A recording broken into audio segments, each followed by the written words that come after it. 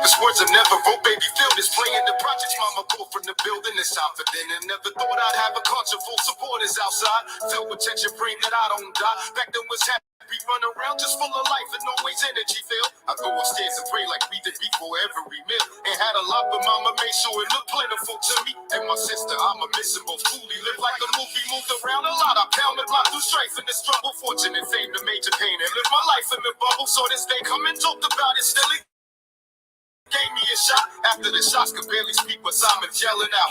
Blacking out and now I'm hearing this purgatory say. But feel the vibes of these glorious gates. They calling out to me. The woman's up embraces, so I don't want to fight. Feel pure peace, cause I already got the most out of life.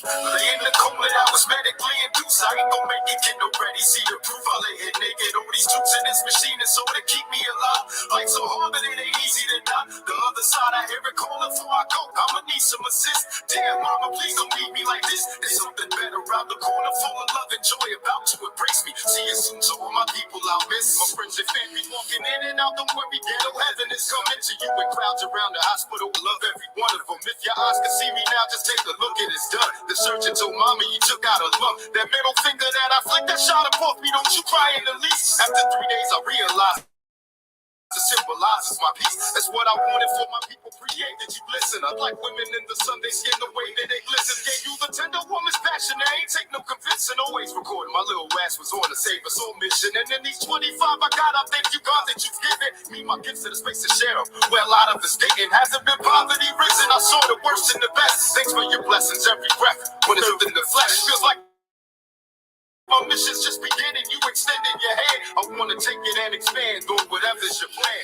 Lay in the coma, I was medically induced. I ain't gon' make it, get already. See the proof, I lay it naked. All these tubes in this machine is so to keep me alive. Life so hard that it ain't easy to die. The other side, I hear it calling before I go. I'ma need some assist. Damn, mama, please don't leave me like this. There's something better around the corner, full of love and joy about to embrace me. See you soon, so all my people I'll miss. The crowd's been growing around the building, only letting those folks in this day 7. I've been getting over several convulsions. A 1 in 5 chance to survive, don't wanna take them your time. Cause even though I'm in the coma, I'd have made up my mind. Hope centuries that they remember me, this life I was living. My mama dick for her conviction to make the right decision. For every inch of all the strength, she reached out to the Lord. Rolling that call was tougher than lifting Excalibur sword. And 4 3 p.m. I left, that's where my journey proceeded. I felt the hub of pure love that in the world we all needed. All my agonies, complexities, and demons defeated. The solution to all of our mysteries, I can see it, and I will give them to you if your mind could know to believe it. We learn the secrets to this life right at the moment we leave it. So now my legacy can start. I put it all in my heart. Next destination is to live on in all of your hearts. Lay in the coma, I was medically induced. I ain't gon' make it, get already. See the proof, I lay it naked. All these tubes in this machine is so to keep me alive. Life so hard that it ain't easy to die. The other side, I hear it calling before I go. I'ma need some assist. Damn, mama, please don't leave me like this. There's something better around the corner, full of love and joy about to embrace me. See you soon, to all my people I miss. To all my people I miss. Lay in the coma, I was medically induced. I ain't gon' make it, get already. See the proof, I lay it naked. All these tubes in this machine is all to keep me alive. Life so hard that it ain't easy to die. The other side, I hear it calling before I go. I'ma need some assist. Damn, mama, please don't leave me like this. There's something better around the corner, full of love and joy about to embrace me. See you soon, to all my people I miss. To all my people I miss. Machiavelli, the Forever Dawn. Brought to you straight from the heart of Ghost the Writer. 100% made with respect, love, and genuine heartfelt emotion. This goes out to all of you who are just as touch listening as I was. Keep it on forever.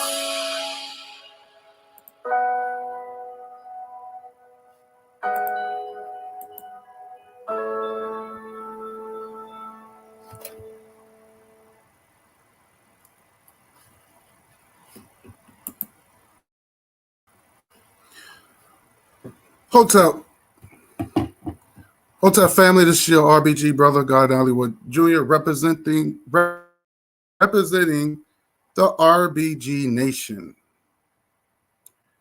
Now, I had to do this live again because my other program was kind of choppy because of bad internet, a bad server. I don't know what was going on, to be honest with you, so I decided to do it today.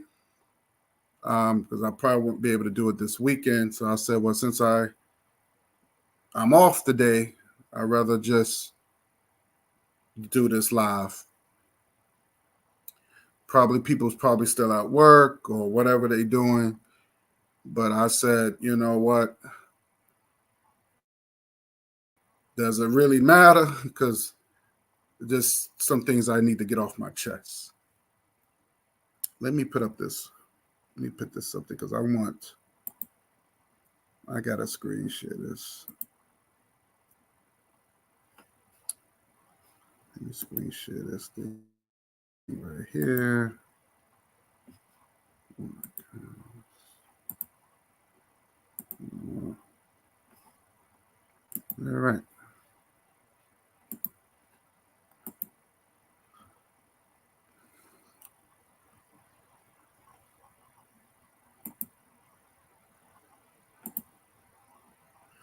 So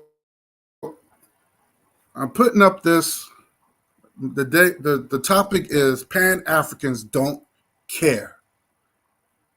That's the topic. Pan-Africans don't care. We do not care about what's going on between Israel and Pakistan.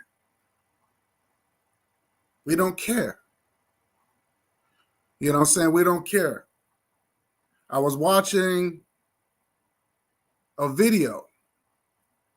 I think it was on Instagram, and I believe it was on Instagram with this Pakistan kid. I don't know if it was a Pakistan or maybe Israel. I don't know, but he's looking for his mother and he's crying his eyes out, and he's walking all over these dead bodies that was wrapped up in white sheets. And he finally saw his mother.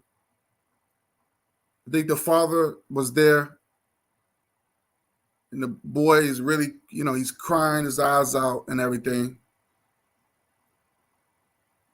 And it was sad.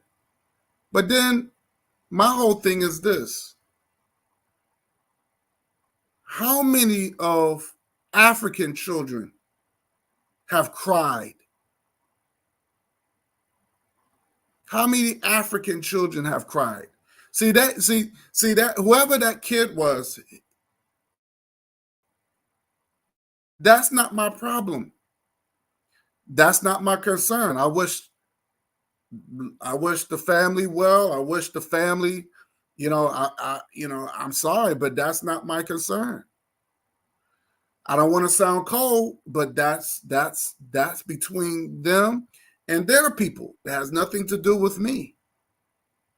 How many African children have cried, been taken away for whatever reason?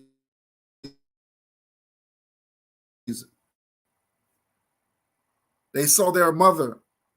When you have children seeing a mother overdose or from drugs or being taken away in handcuffs.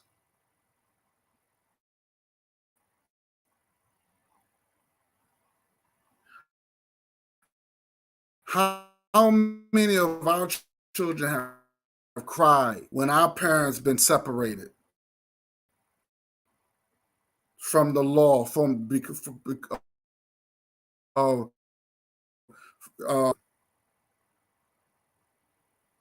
because of the injustice in the United States? And not just in the United States, in Africa and in every part of the world that African people is at. When our children cry, no one cares. I don't see Israeli reaching out. I don't see Pakistan reaching out. I don't see them sharing tears. I don't see that.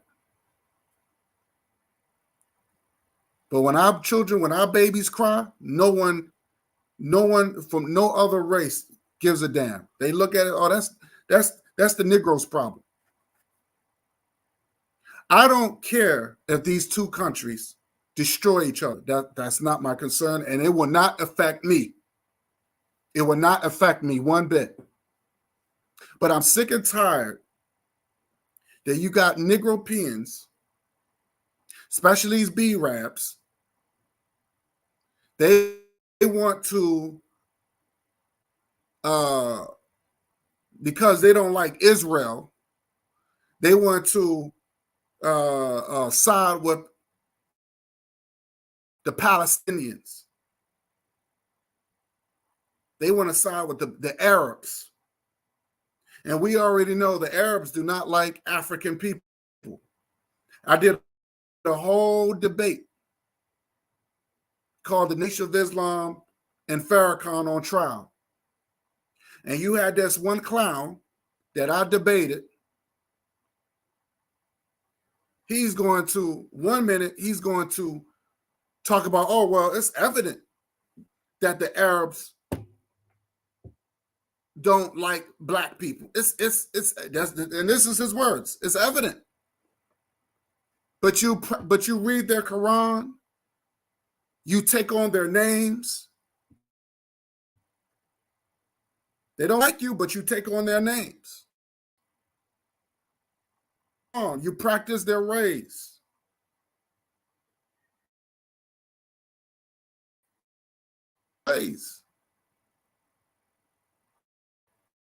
You go to Mecca, and now you want to equate their struggles because they got beef with Israel. You're going to equate their struggles with the African man, with the African struggles, because you're starting to feel sorry for your oppressor. I don't like that. I don't like that. You got a lot of these phony dudes out here, like phony cats, trying to act like they want to take sides. I see a lot of these people taking sides. A lot of these people taking sides. You got some taking sides of Israel. You got some taking sides, but most likely, especially these B-Raps, they want to take sides of these Arabs.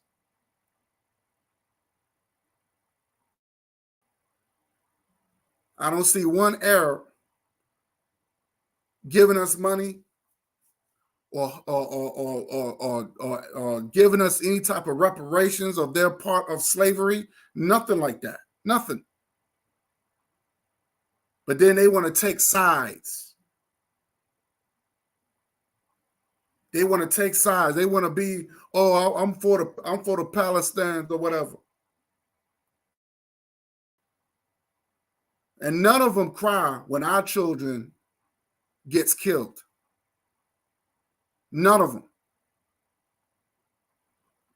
I don't care about what's going on over there. That's a holy war. A holy war over a land none of them own, actually.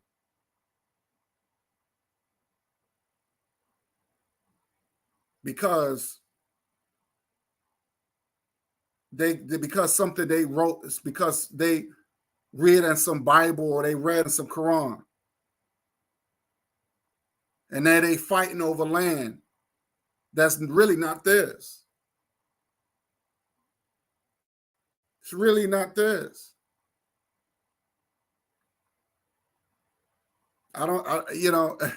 That's a holy war. My war is more ancient war. We have an ancient war. It's a big difference. It's a big difference. I'm not going to get involved in that nonsense. I'm not going to get involved in that nonsense. I'm just not. But you got a lot of B-Rap Negropeans. They are taking sides of their oppressors.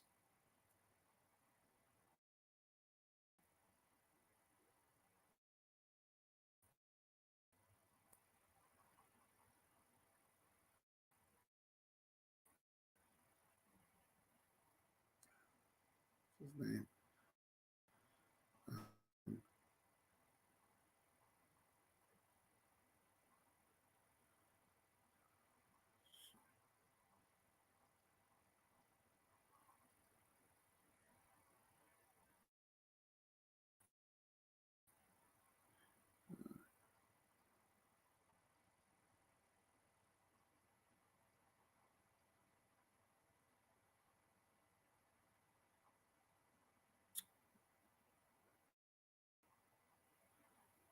Yeah, so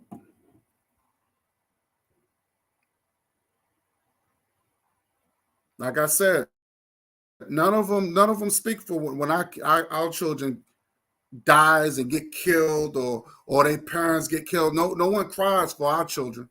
No one cries for us. But they fighting over, that's all they fighting over resources. Instead of black folks trying to organize and trying to make things better for themselves, that's all they do is get on the internet, run their mouth,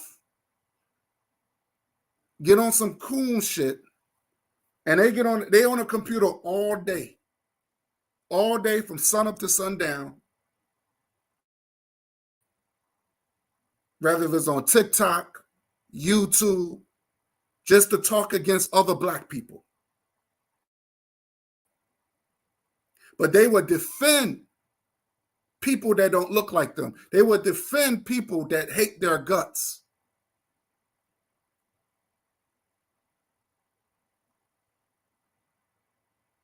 There's no mockery. There's no slander. I never have African people slander me, talk about me, threaten my life. I never had those things happen to me. But it's the Negropean American that did those things. Try to bully me. They the ones who did those things to me. And it's usually these religious morons.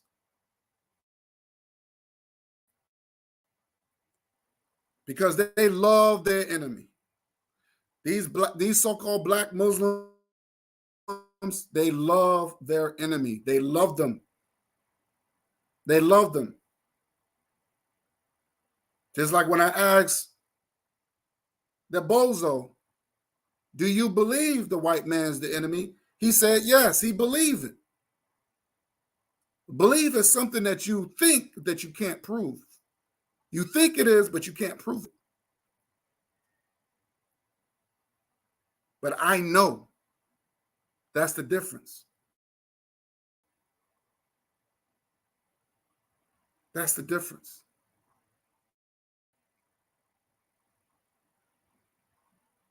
And you got all these bozos, these clowns that get on it, that always want to pick and choose, and they want to side with the enemy and defend the enemy, protect the enemy.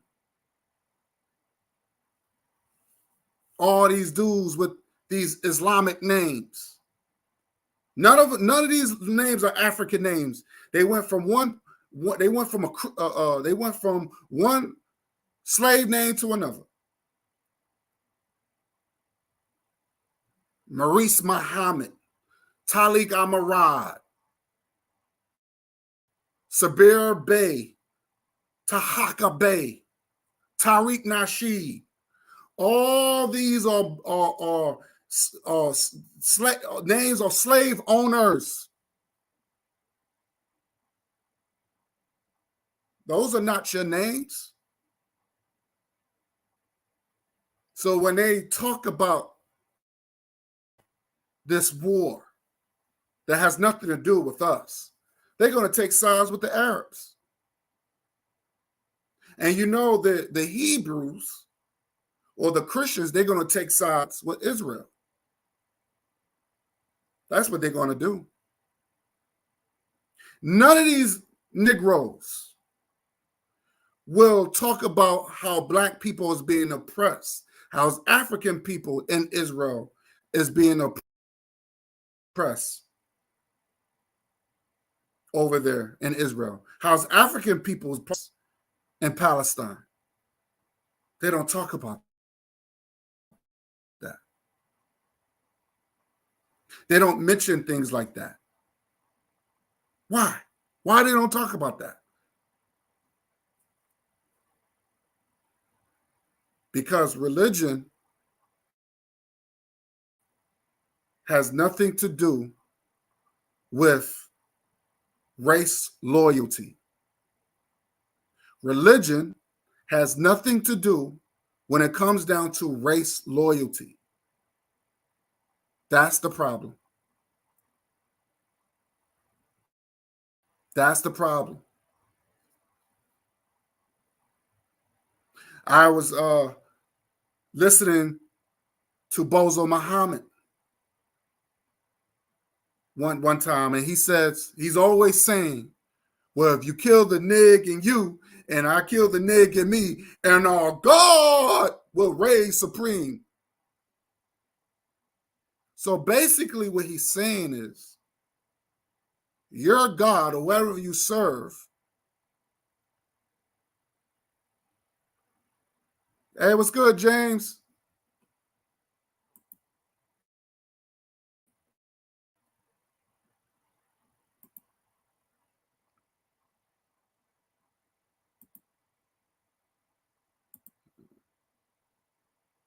Big up to James, Gip. Good to see you, brother. Good to see you. So basically what he's saying is that your God is inferior. Your God is inferior. Your God is nothing. He never said, well, if you kill the nig in you, if you kill the nig in me, and us as African people, we will rise supreme or raise supreme. He never include us as a whole, as African people. He's talking about the spooky God. So basically what he's saying, that your God is inferior until you kill the nig in you. But for right now, your God is inferior. That has nothing to race. That is not race loyal. Has nothing to do with race loyalty. That's the problem. Has nothing to do with race loyalty. He never said anything when it comes down to his own people. But you have no problem talking about white supremacy, which I don't know what that is. There's white extremists, but there's no white supremacy.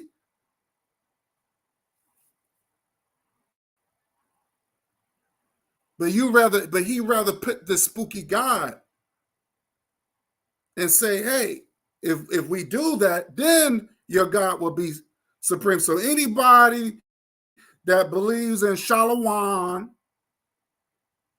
or Allah or whatever the case, well, not Shalom, were they what's this Hebrew God,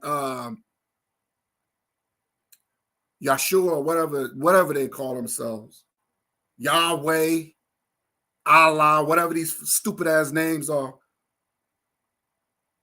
These spooky gods are inferior.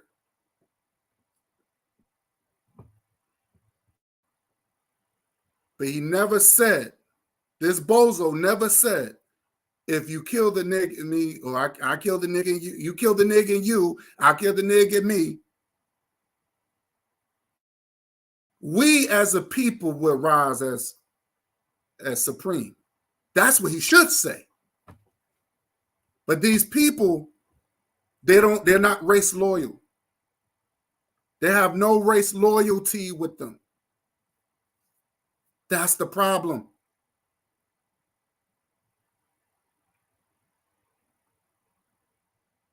That's the problem.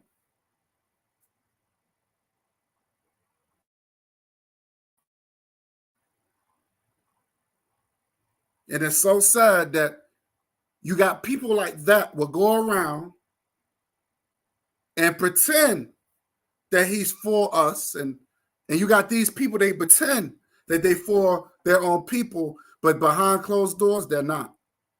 They're not. I wish that Sister Cassandra could see that when she goes on that person's live. I wish that sister could see that when she goes on that person's live. Because that person is a snake.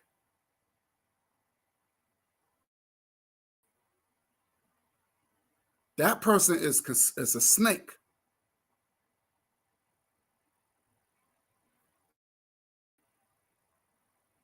All these, like I said, none of these people, anybody with these Islamic names, they're not for African people. The nation of Islam, the nation of Islam, not the nation of African people, not the nation of Black people, the nation of Islam. So anybody who's part of the nation of Islam, doesn't matter what race they are included. They are part of the nation. As long as you practice Islam, you're okay. It has nothing to do with us. That has nothing to do with me. It's all a gimmick. It's all a gimmick.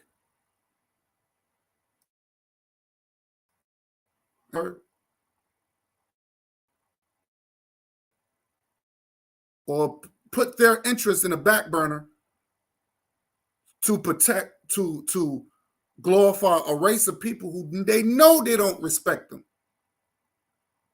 And I'm sick and tired of every time I get on this internet, I'm always seeing these goofy ass Black folks hyping up white people or yellow people because they doing something what they consider Black. I was on TikTok and this white woman, she's braiding hair like a sister. Like, if you didn't know,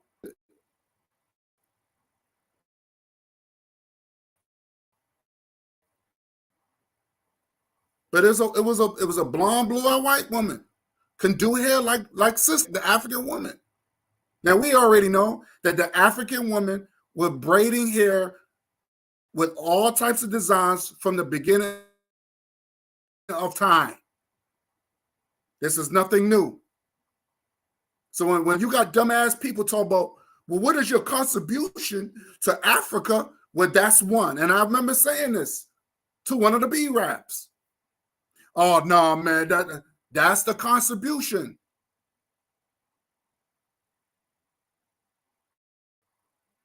All those designs that sisters be doing with the kinky hair, because you could do a lot with the African hair. All those beautiful designs and the cornrows and can make a heart out of a cornrow and all that stuff. That's African. But when you have white people do it, all of a sudden they get this praise. Or if they can dance, they could do a little hip hop break dance. They get all this hype, and you have these goofy Black people, just hyping them up like they happy.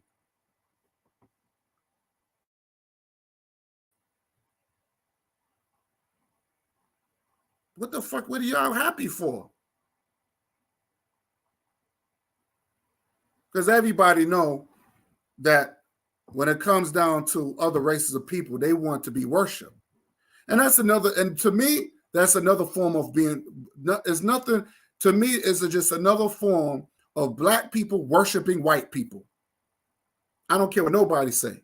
If they're not worshiping white people, they worshiping yellow people.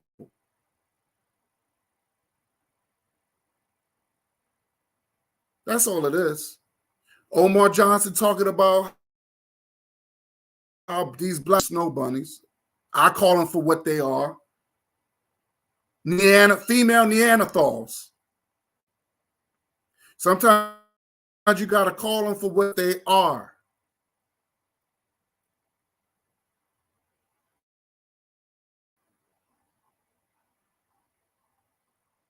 And he's like, and he's like talking about that. And my whole thing is this.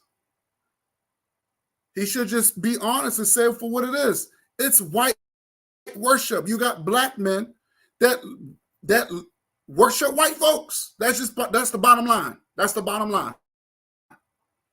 That is the bottom line.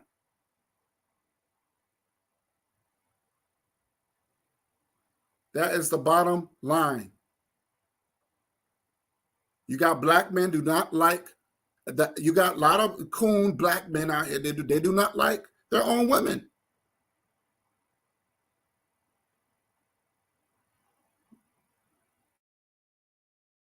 That's the bottom line. They don't care. These black men, they don't care if they get lynched. They don't care if they get called the N-word. They don't care. They don't care. So I won't even deal with them. They're not even worth saving. I was on TikTok and I saw this black man. He was with these white girls or whatever. And he mentioned Umar Johnson. But, his attitude, he didn't care. He was happy because he was a football player. This is what he wanted. So these black men are not worth saving. And by the way, these are FBA Negroes. When you're dealing with FBAs, they're not. This whole FBA nonsense came from a pimp, a scammer named what's his name? Tariq Nasheed. Tariq Nasheed.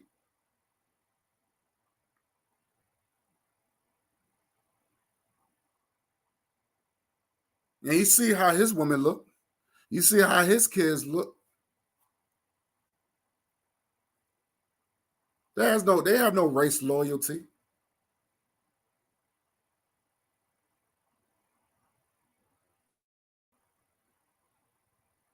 They always wonder, they live off a trend. And he has a Muslim name. Anybody who has a Muslim's name, you cannot trust them. I'm sorry. You got to look at them with a side. They have to prove that they have to prove it.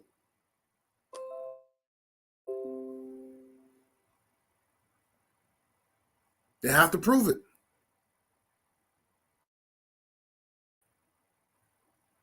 But these people, they do not like their own. They talk about white supremacy, but at the same time, they love white supremacy. They talk about white supremacy, but at the same time, they worship this. They worship white supremacy. They worship it.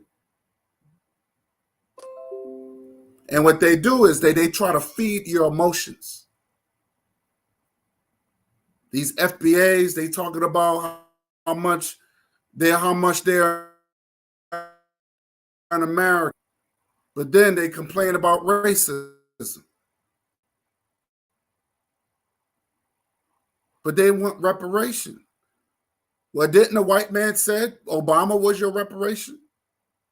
Barack Obama was your reparation. And he's right. You're an American. Barack Obama was your reparation.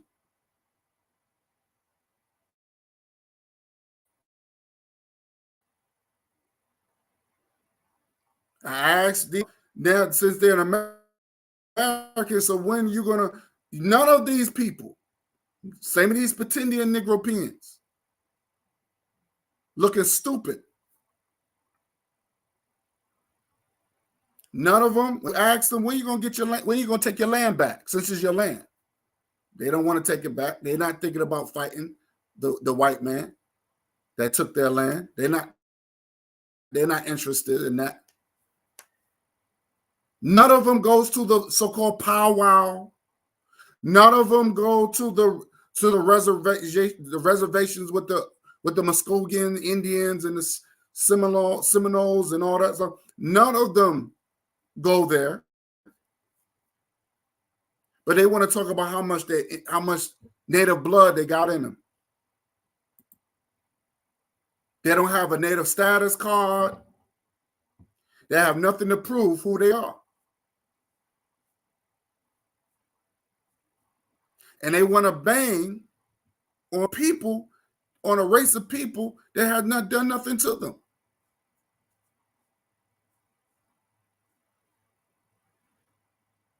So when you got people that want to be close to Arabs and want to be close to Native Indians and want to be close, you could tell there's no race loyalty, but they want to come into Pan-African spaces. They want to come in Pan-African spaces.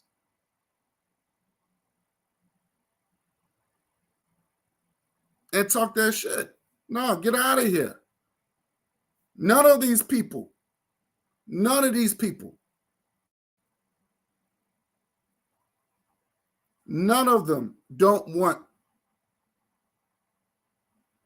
don't want to be African people. And then what they do, they try to force themselves on you. They want to force themselves, oh, well, you're not African. You're admixture. Like this one clown, he keeps saying black people are admixture. I want to share something with you.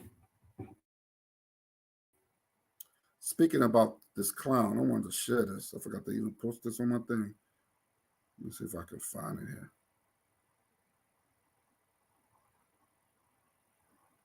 Forgot to post this shit. Let me see. I need time.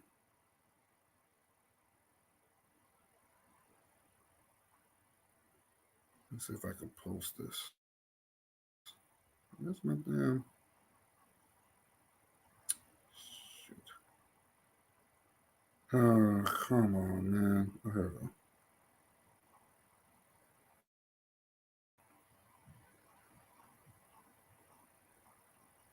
I want to share this.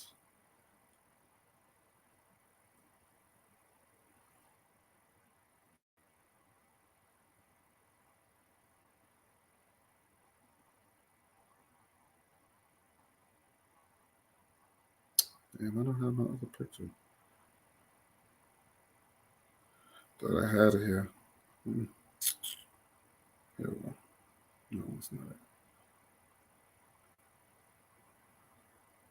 Oh, shit.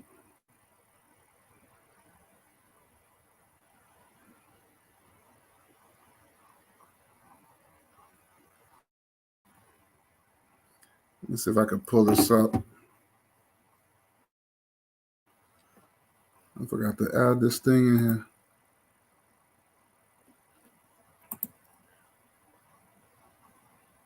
But I wanted to show you this because I thought this was very interesting. And I want to include this in my screen slide. Because this is where people get real silly and stupid. And people like to live in the past, I tell you. What's this thing? Come on, man.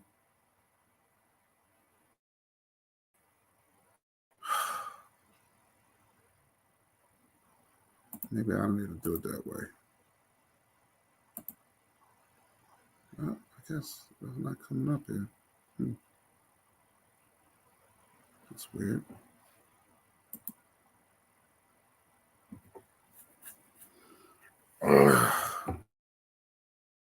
Thought I had saved it.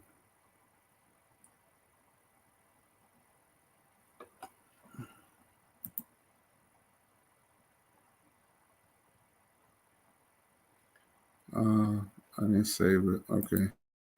Let me do it again.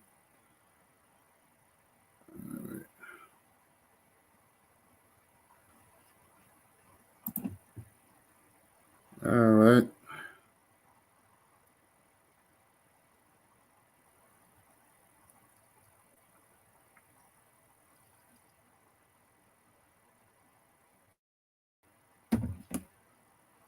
All right, let me see if this come up. I forgot to add this thing to my thing.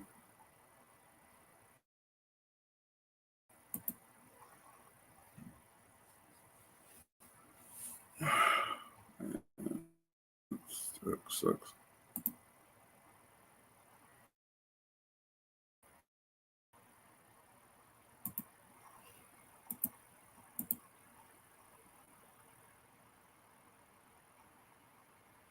That's weird. Oh, here we go.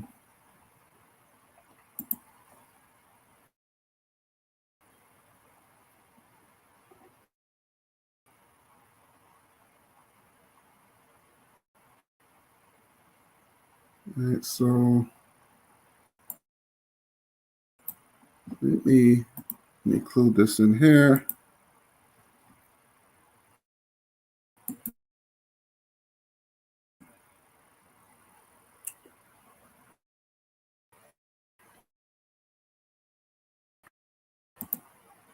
I'm gonna get this open. Hope I just download it. Oh shit.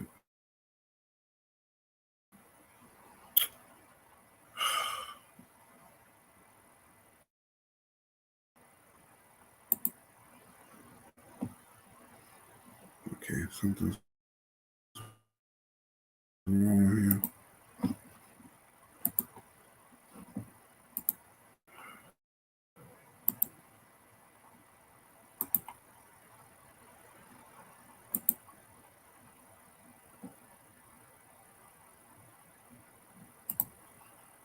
Okay, something not right here. Another way here. This thing is not.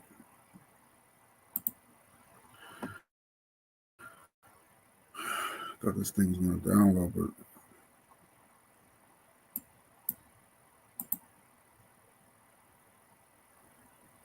okay, it's not going to work. It's not going to work. So I have to do it. I have to do it another way.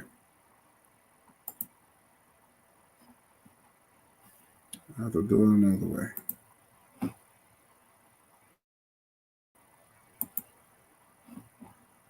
All right, so I'm gonna have to do this another way.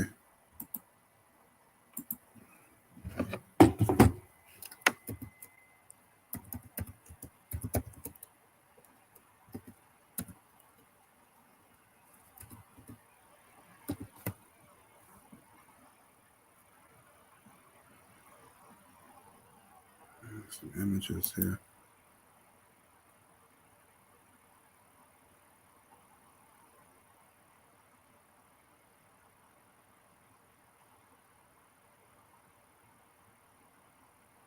Okay.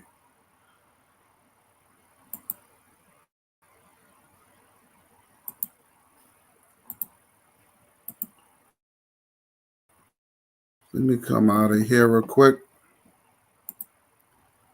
I'm gonna share Let me share this one right here.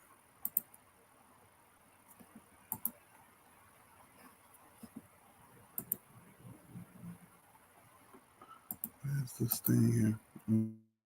Okay.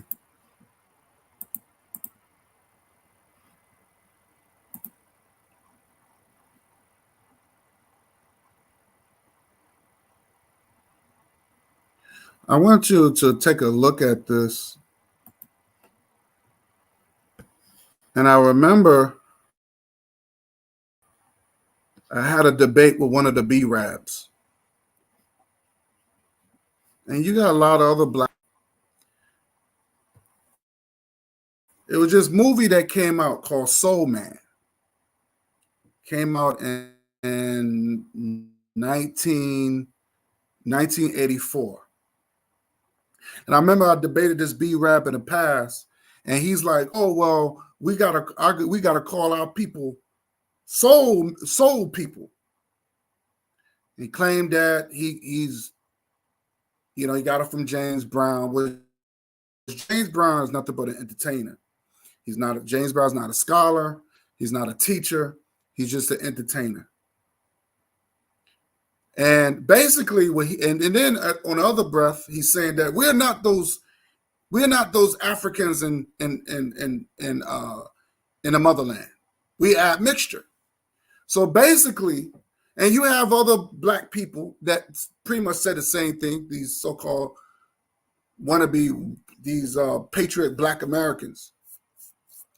So basically, they're saying, these people saying that we look like this white man. We look like a white man with a black face with a bad wig, or we look more Indian with a fake afro or something like that. This is what they're saying that we look like. This is what they're saying that we look like when they said that we're admixture. This is a soul man. This is the soul people. This is what they say that we look like, which is very insulting. Which is very insulting. Very insulting. We look like this. We look like this. The black Americans look like this. This is what these morons are saying. The soul man. Soul brother. Eating a watermelon and looking like a pimp. White man with black face, tan face with a bad afro wig. This is very insulting. Very insulting. But black people, the Negro-European American, will identify with people like this. And I already know what this B-Rab got it from. He got it from this movie. He got it from the movie. He didn't get it from no damn James Brown. He got it from this movie because this movie came out in 1984. Because I was wondering where he getting this from. He got it from this movie, and he's saying that this is how black people in the United States look like. It's very insulting.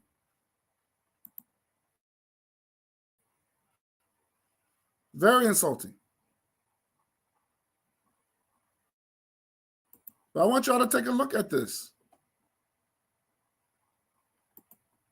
And basically what this movie is about it was just white dude that could not cut it into an all-white college or whatever the case is. So he tried to get, I guess it was a subject he tried to do, or whatever. I forgot how the movie. It's been so long since I saw this movie. I saw this when I was a kid. But basically, he wanted to get he wanted to disguise himself as an FBA to get into a HSBCU college. And this is what he did. Now, this is nothing new. This is nothing new because it was an Indian cat that did the same thing. An East Indian dude that did the same thing in real life. But this is what the FBAs, the Foundation of Black American, this is the Soul Negropeans, this is what, this is what the Black Americans, this is what they identify with. They rather identify with this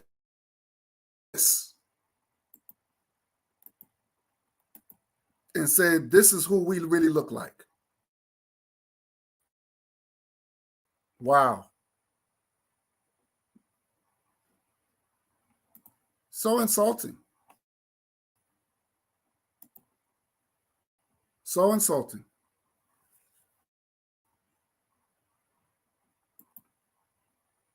But this is your soul man.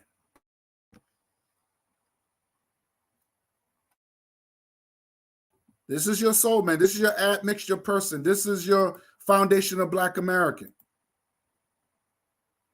This is what Black people rather they relate to.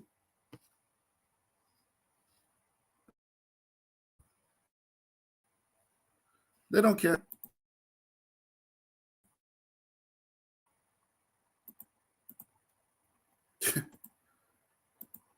Yeah, Ray Don-Chun was in this movie too.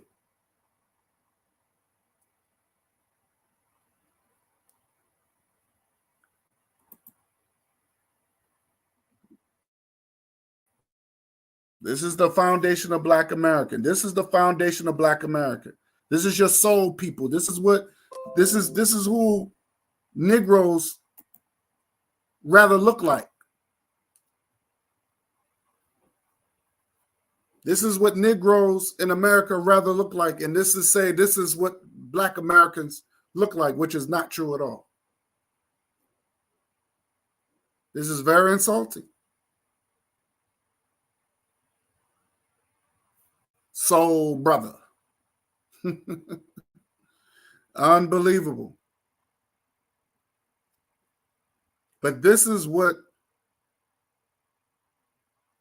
these Negroes rather say, rather identify with.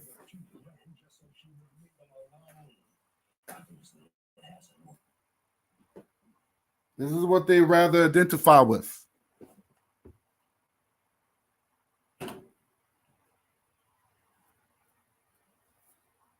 Unbelievable. Unbelievable. The self-hate is strong. The self-hate is strong. Strong. It's really strong. I don't understand. I just don't get it. This is your Foundation of Black America. This is your Foundation of Black America. This is what they really want. This is what they say they look like. This is your soul brother, number one. This is what Foundation Black America can identify with.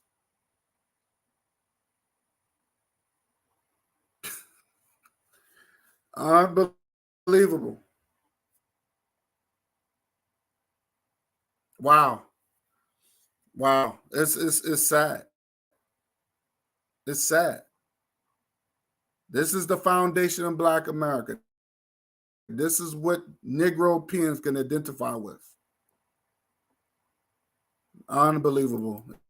It's sad, sickening. But they're not stupid. They know this is what the Negropean is really about. Because they hate themselves so much that they rather look like silly clowns. They rather identify themselves as silly clowns.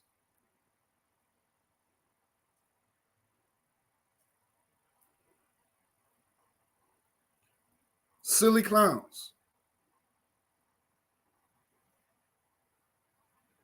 You know, I was on TikTok and I wanted, you can't, and I realized you can't have a dialogue. You can't have an intelligent conversation with a foundation of Black American Negropean. You can't even have a serious dialogue. I had, even when I talk about my old team, I couldn't even have a serious discussion with these morons. You can't have a serious discussion with them. So I'm on TikTok, and the topic was about, they have put up a topic saying, prove to me that this Christian God doesn't exist. That was the topic. Prove that this Christian God doesn't exist. So I joined the panel, and I said, the first thing I got on, I said, look, I greet everybody on the panel, and these are young cats. These are cats probably in their 20s. These guys was born yesterday. So my whole thing was to educate.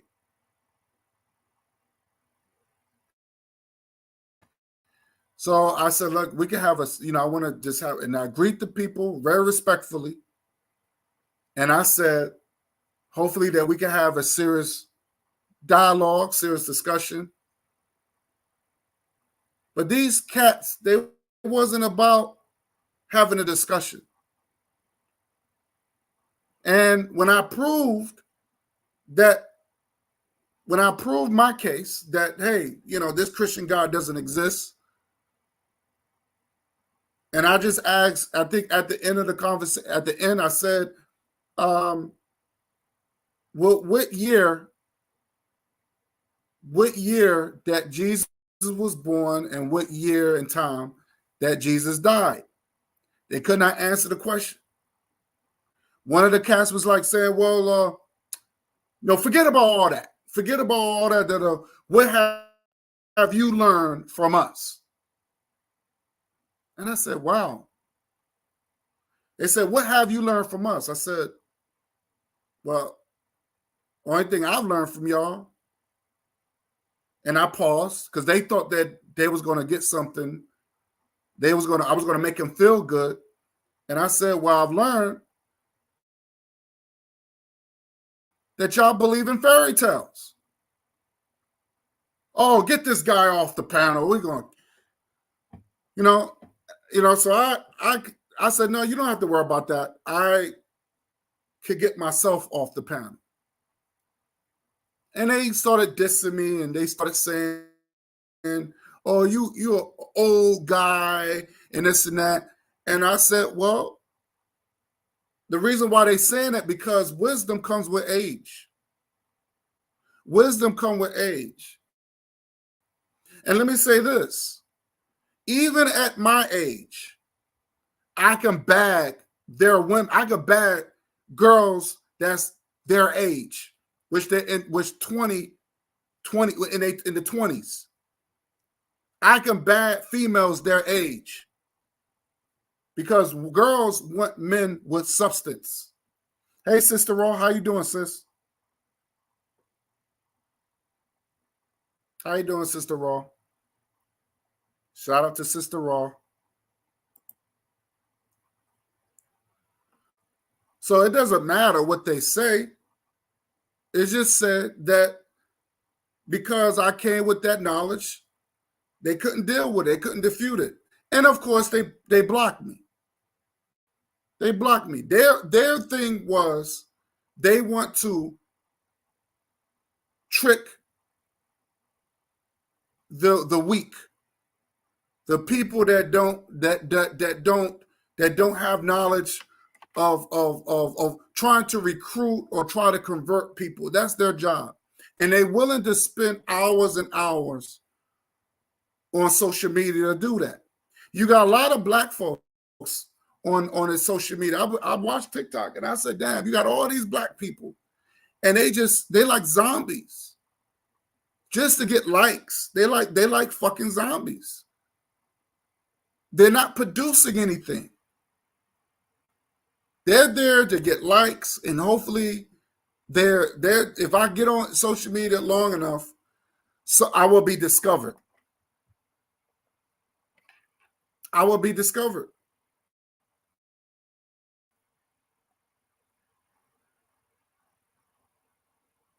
And that's the problem.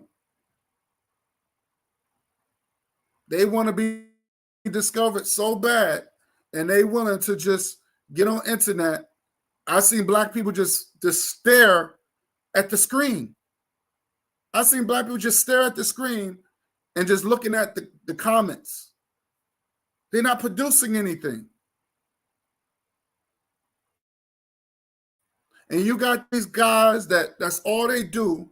They get on the internet and they just talk redundant stuff. And it's always just attack on Pan-Africanism.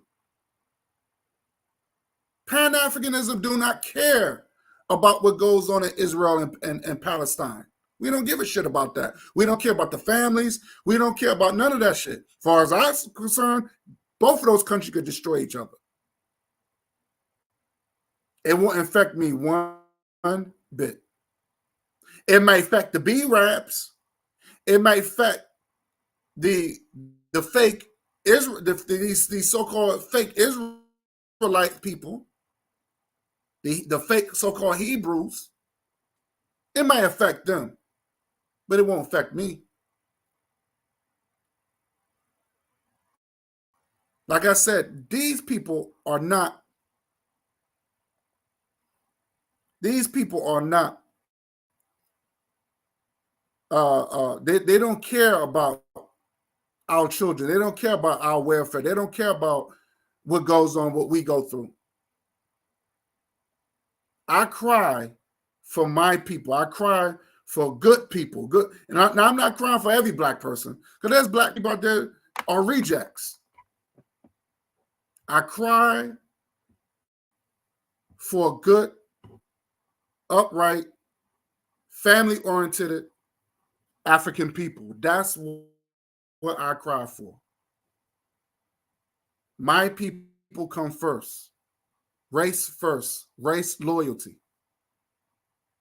But this is how the FBAs, this is what they say that we look like. They say we look like a white man with black face with a bad wig. And we love white women. We love the oppressor. This is the typical FBA. Underrated Darkness was good. If you free, brother, you could come on here if you want. You could chop it up with Kings conversing if you want.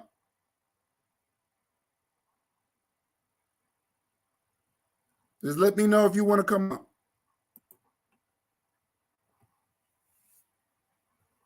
But yeah, but this is what they say that we look like. Admixture. This is nonsense. Okay. Let me get my brother up here. You chop it up. Because I would love to hear his concerns and stuff. Let me get my shit. Okay. What's this? Let me take this off.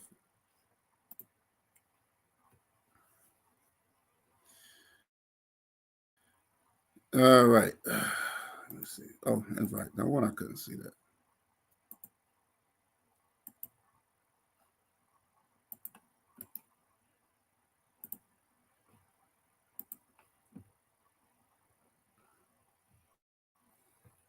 So yeah.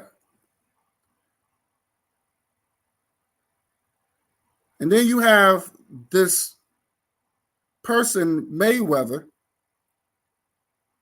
Let me put this back on here. Let me share this real quick.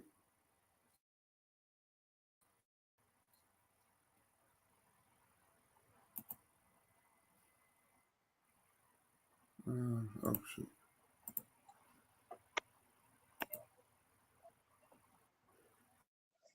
Hello? Peace, King. Hello?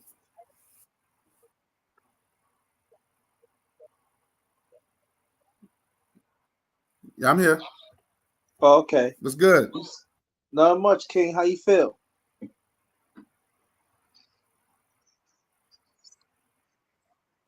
I'm good. I'm hanging in there, brother. I'm hanging in there, man. You know, I'm off Good, good. today, so I figured I had to redo this live real quick because my other live was kind of choppy, Uh-huh. so I had to redo it. You said Africans don't care. Hello? No, I said no, no. I said no. I said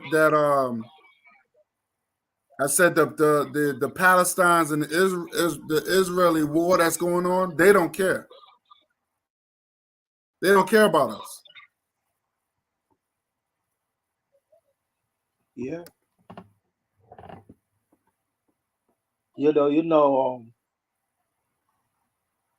That's a touchy thing, brother. It's as we was born, like we was born and raised in New York. I'm getting ready to say that the Africans, I mean, the Palestinians and Jews, they never really did nothing for our community. Mm-hmm. And when I be having these conversations That's right. throughout the years, when I have these conversations throughout the years, you what's the matter? This and that and everything, but um, they're human beings. Yeah, of course they're human beings. Well, it's it gets to right now, brother, that as you Spurs that you gotta have conversations with people. Like you gotta have pick people to have these conversations.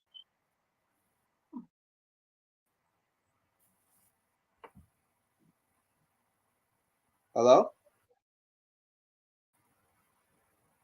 No, you're right. Yeah, you're right. To me, it's not a touchy subject, and I just feel like, in my No, opinion, I'm saying a touchy subject that of the masses.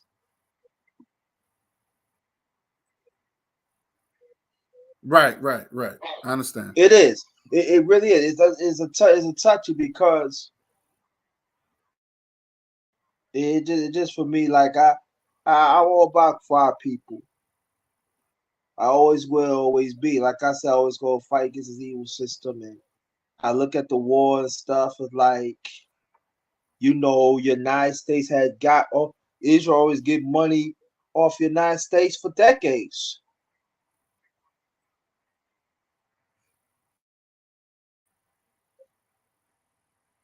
Then you got the Palestinians. And What about you? let Huh? me say this though, man. Let me say this though. I'm just tired of black people. When it comes down to this war, everybody's taking sides, but no one takes our side. No one takes their own people's side. So when we go through, our what we go through as far as our trauma and all that stuff, no one cares. I don't see Israeli coming to our aid. I don't see Palestine coming to our aid, giving us money or giving They're us not. aid. You know what I'm saying? Our reparations going to the Israels almost damn near $160 billion that Biden is giving to the Ukraine and Israel of our tax money. And none of these cats on YouTube don't even talk about it. They don't talk about it. They're not outraged, but this is what they voted for. And you got Because people you like got this sucker Mayweather right here. He support come on Israel. now. He don't know how to count money, so we can't count him. But I understand.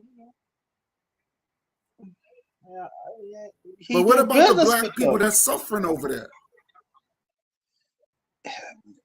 bro. You know what I get from this throughout the years, bro. There are people that look like us don't even care, bro. They don't Facts. care. You got black people. They don't care, they don't care. man. They don't. You right.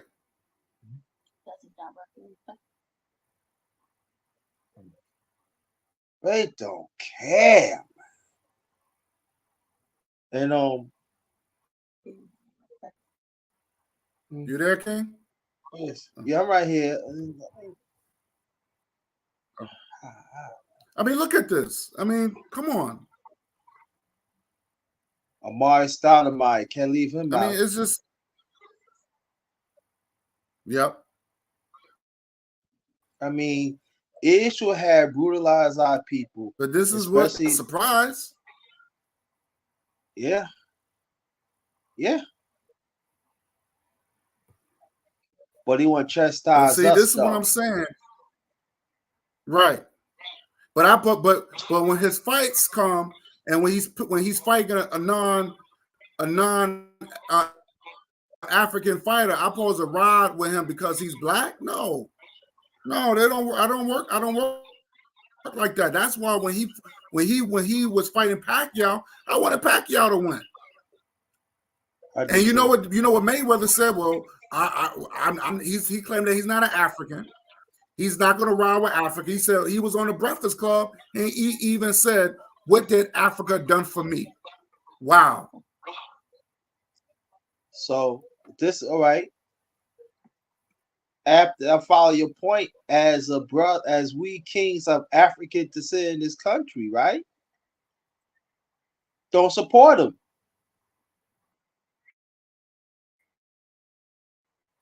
Right. I don't. That's how you feel. Don't support him. And I tell anybody, I don't support this dude. Don't support him. Somebody asked one time when I was doing boxing, "Hey, you gonna watch Mayweather?" Hell, fuck him. Fuck him. I'm not watching him. Why? You know why I should? Mm-hmm. Do you hear the things we say? Like we always talk about King. We always talk about history. Right. We always talking about history. We always talk about fact. And I told people it's in the books and everything. But again, our people, we are so patriotic that sometimes leaves us to our thinking that it's terrible, bro. It's disappointing. Mm-hmm. I mean, look at this. That's Come true. on. That's true.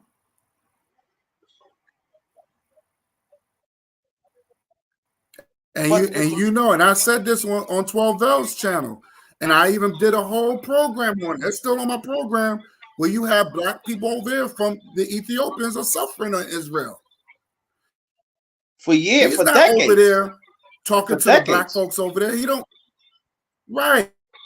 And he's not once, and you see, right, and you see him with who? He's not with black people over there. He don't like black folks. You got black people that don't like black people. But I'm supposed to love all black people. I don't love all black people. I just don't. All folks ain't good folks, because there's black people out there that practice white shit. Right. And all kids, they like that old saying says.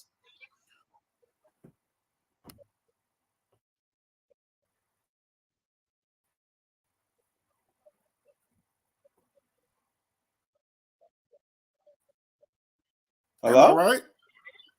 No, you broke off. Say that again. Yeah, you hear me? I get you now, but repeat that again because you faded out. Oh, I said like that old. Okay, it's like they're saying, like that's like old saying said. All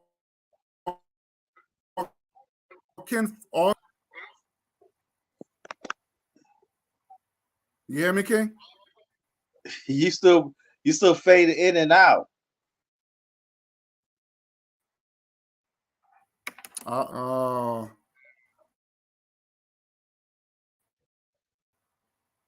Because I know you get a late delay, so I don't know. going on. My computer, this thing's acting funny. You hear Can you me? hear me? Like how do I sound now? Yes, I can. I can hear you. Yeah, I can hear you. Okay, go. What you repeat that again, please? No, I was saying all skin folk and kinfolk. It ain't. It's not.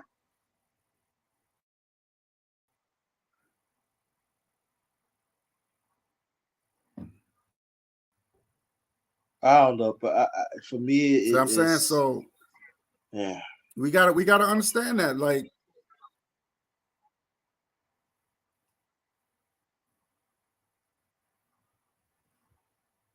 It just for me, it's like you know, yeah, go ahead. I'm listening. it just for me, it's like when we gonna get our mindset together? As I talk about some of our people, I don't understand what when we talk about. Some of us talk about sometimes. I don't. It's like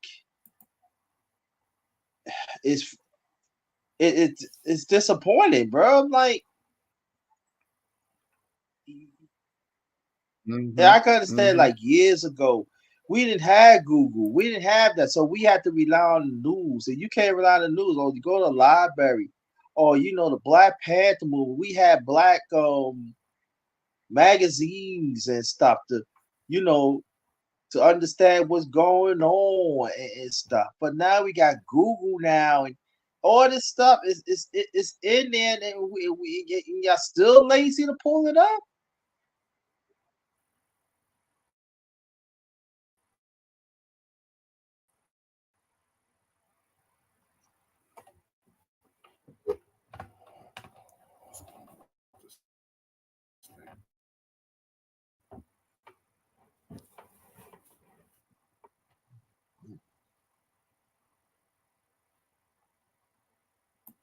You can hear me? Well, say it again. Yeah, say it again. You phased out. I say, you can hear me now? Yeah, I can hear you now. Yeah. Yeah, I'm saying that some of our people, I just don't understand the mindset. I mean, like, I'm saying back in the days, we had black papers, black newspapers that told us the truth, and we had the elders, and now they no longer here. But also our scholars, they left work for us to build.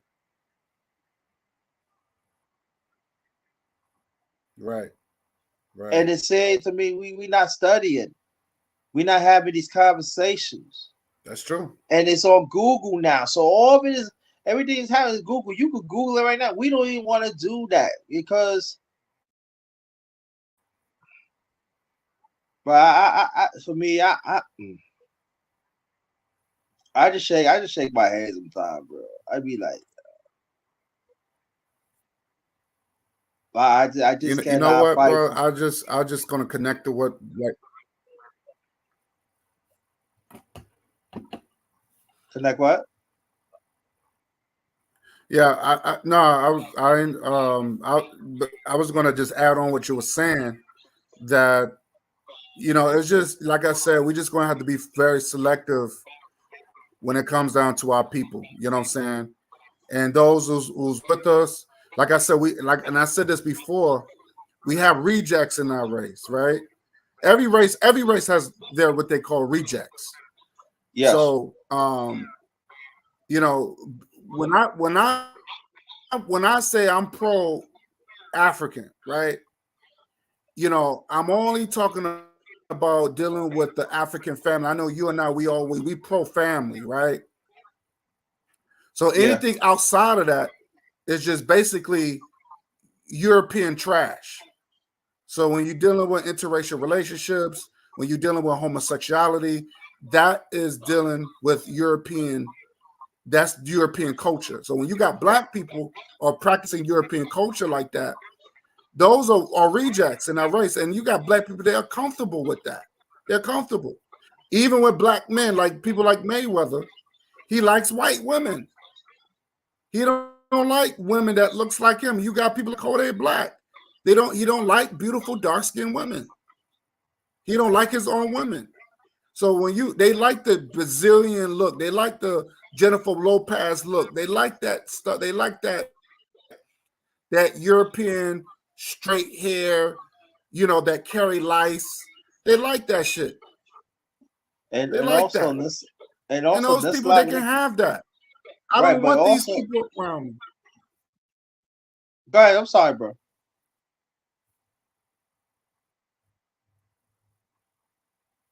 Hello? No, you good. You good. Go ahead. I'm good. I'm done. I didn't mean to cut you off, but also we just cannot leave out the other No, you races good. Go too, ahead. because I said we can't leave out the other races that practicing white supremacy too for a long time. We can't leave them out too either. Of course, you're right. And You're right. it just for me, it just for me. I like I said, I'll repeat it again. I think when it comes to conversations like that, we gotta be very selective, bro. Like we always said, we gotta be on code. I just came up with this. We gotta be on a real cultural code.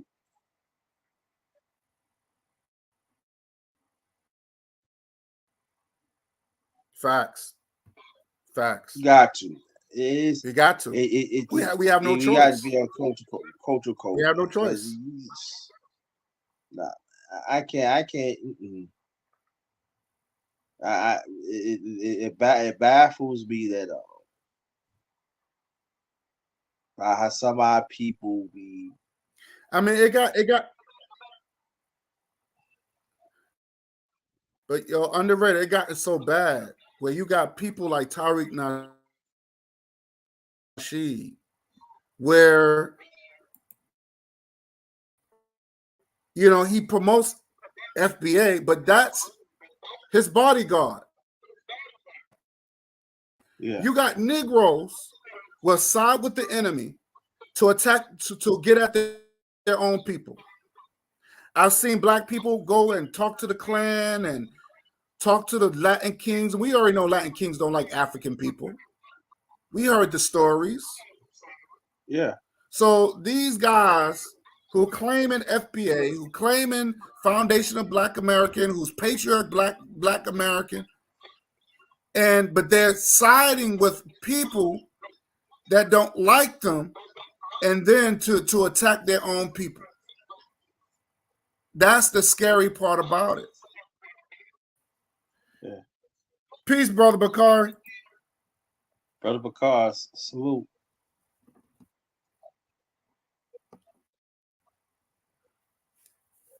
Yes, yeah, Brother Bakari.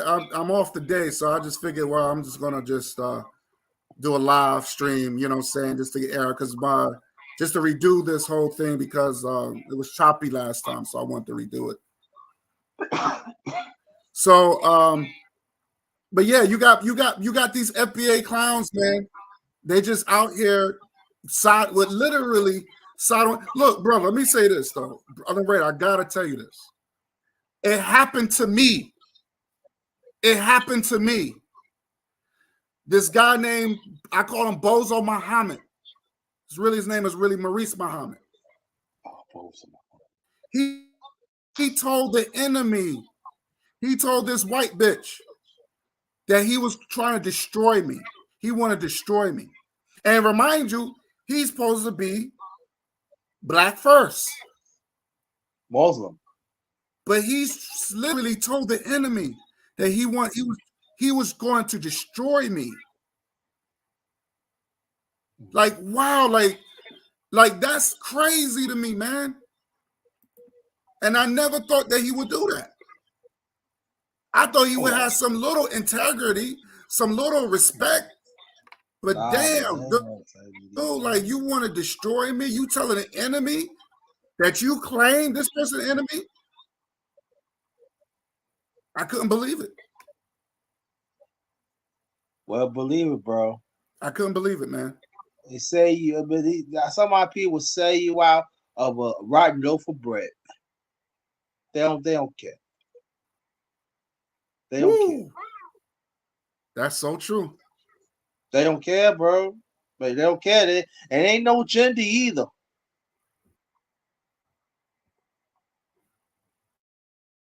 Nope. No, it's not. You're right. And it'd be the ones that you least suspected. Yeah. Nah, man. What about it, bro? I'm like, we gotta, like I said,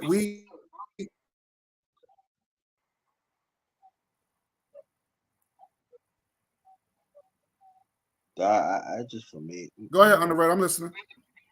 It's just for me that you got people, man. They just I don't know what to say, bro. I can't even say we lost because you got to lost. You got to get into that, or if you say that they sidetrack, or you got to explain that. I don't know, but I just know this much that their history this history is on our side. There are people more than white has brutalized and disfranchised us as a people in this country. We talk about global, that's another conversation. But I'm gonna stick to this country. And that's right. That's right. And it's still some of our people still think that there's something wrong. That you want to fight for your own people. You still want to fight for the oppressed people, while some of our people still oppressed.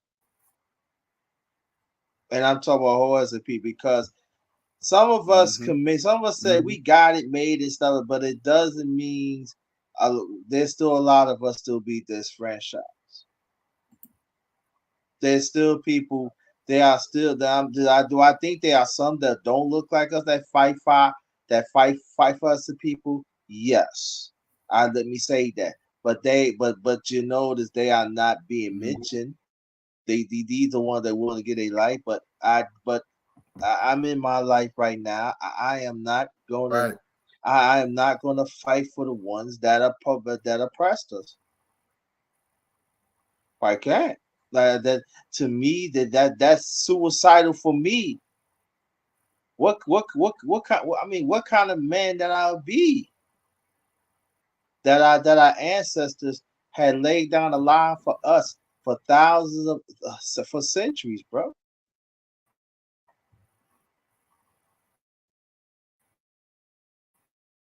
But we want to talk about other people oppressed. We want to talk about our ancestors already. Yeah. I'm going. I'm sorry about that. Go ahead. I'm sorry. Go ahead. Just our ancestors, like, but we want, not me, you, but some of us want to hear about other people pressure. I don't care about other people pressure because they don't want to oppress us. They the one still making money off us. We still That's on right. Their books. That's right. That's right. And so, like I tell people, oh, you don't know, so check the history. It's public. And let me know that is what's going on. Let me know, cause it gets to right now, bro. I'm not. I'm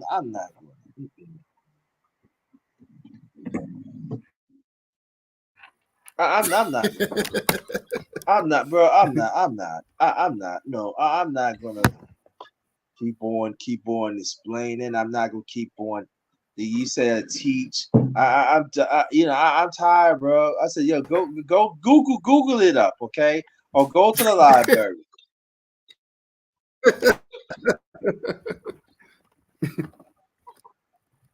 I'm done, but bro, it get to right now. I'm 57 years old, bro. And I'm tired. You and I both, brother. You and I both. You and I both. It is tiring. Everything don't have to be a fucking debate all the time. Right, exactly. Everything got to be a debate. Everything got to be. And that's why I gotta debate? Why I gotta debate the truth, bro? And the facts, right? The facts is there. The facts is there, like you said. I'm not debating the truth, but that's suicide. Come on. Where's we talking about? I'm debating the truth. I'm debating. I want to debate the continued struggle of us as a people, or consider slaughter of our people. I'm going to debate that. Well, where's going to be? Oh, you gotta tell me which time, when it happened. How do we gotta press? Oh, you don't know. Mm-hmm. I mean, come on. What's going to be next?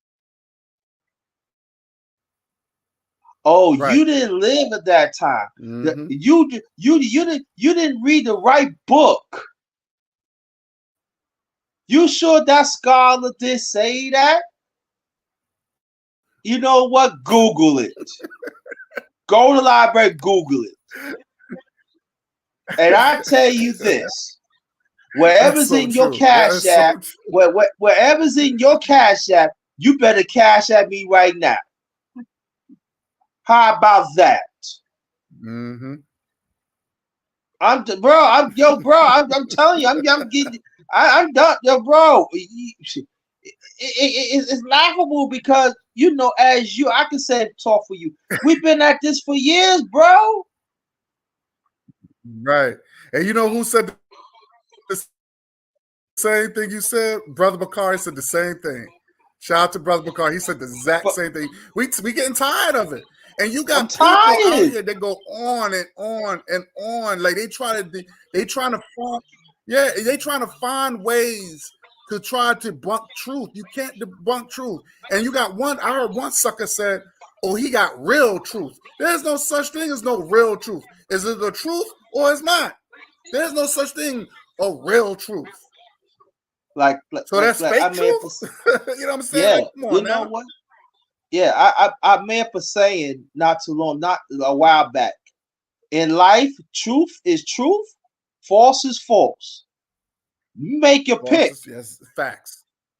Yep. And wherever you pick, there's a consequences. Understand that. And I'm gonna keep on saying, truth is truth, false is false. Make your pick. But I hope you make the right pick. Because when you make the right pick, because that means you got history on your side. But if you make the wrong pick, there's gonna be repercussions with that. Don't come to me, because I warned you. Done, man. I'm done. I'm done. I'm getting tired. I mean, I'm with Brother Bakari. I'm done. I'm getting tired. You going through I'm not saying we going through certain things. Oh, and doesn't matter.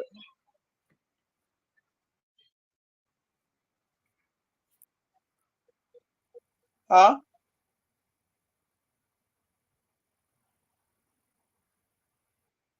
Now I was saying it reminds me when I had that debate a few years back when I debated one of the B-Raps.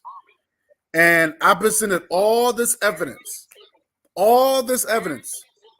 Brother Bakari remembers that debate. And matter of fact, it's still being viewed even to this day. It's so popular.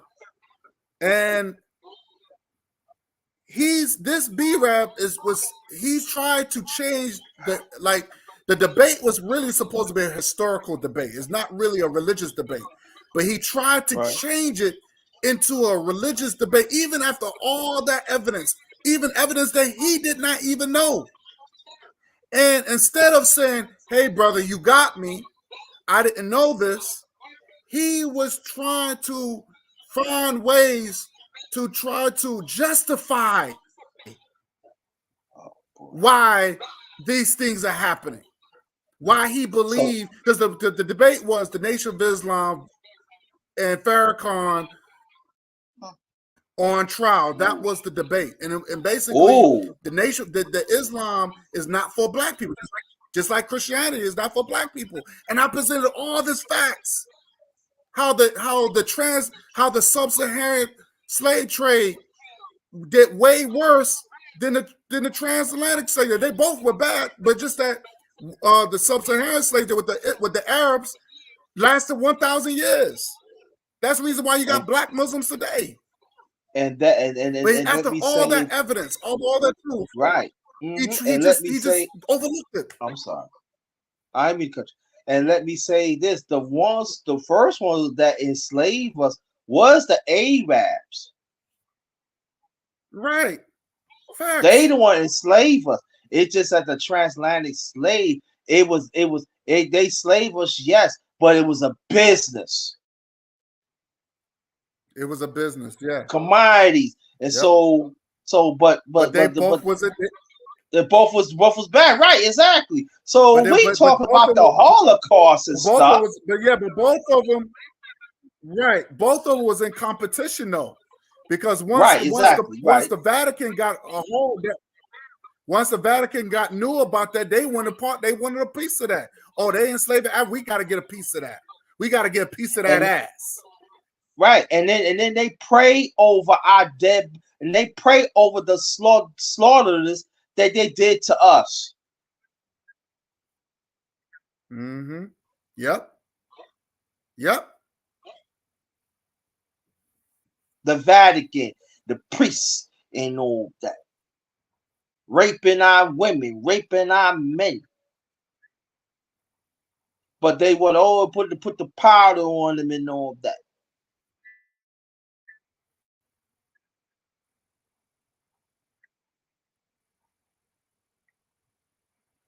And just like with the Arabs, like you saw that movie Woman King, right?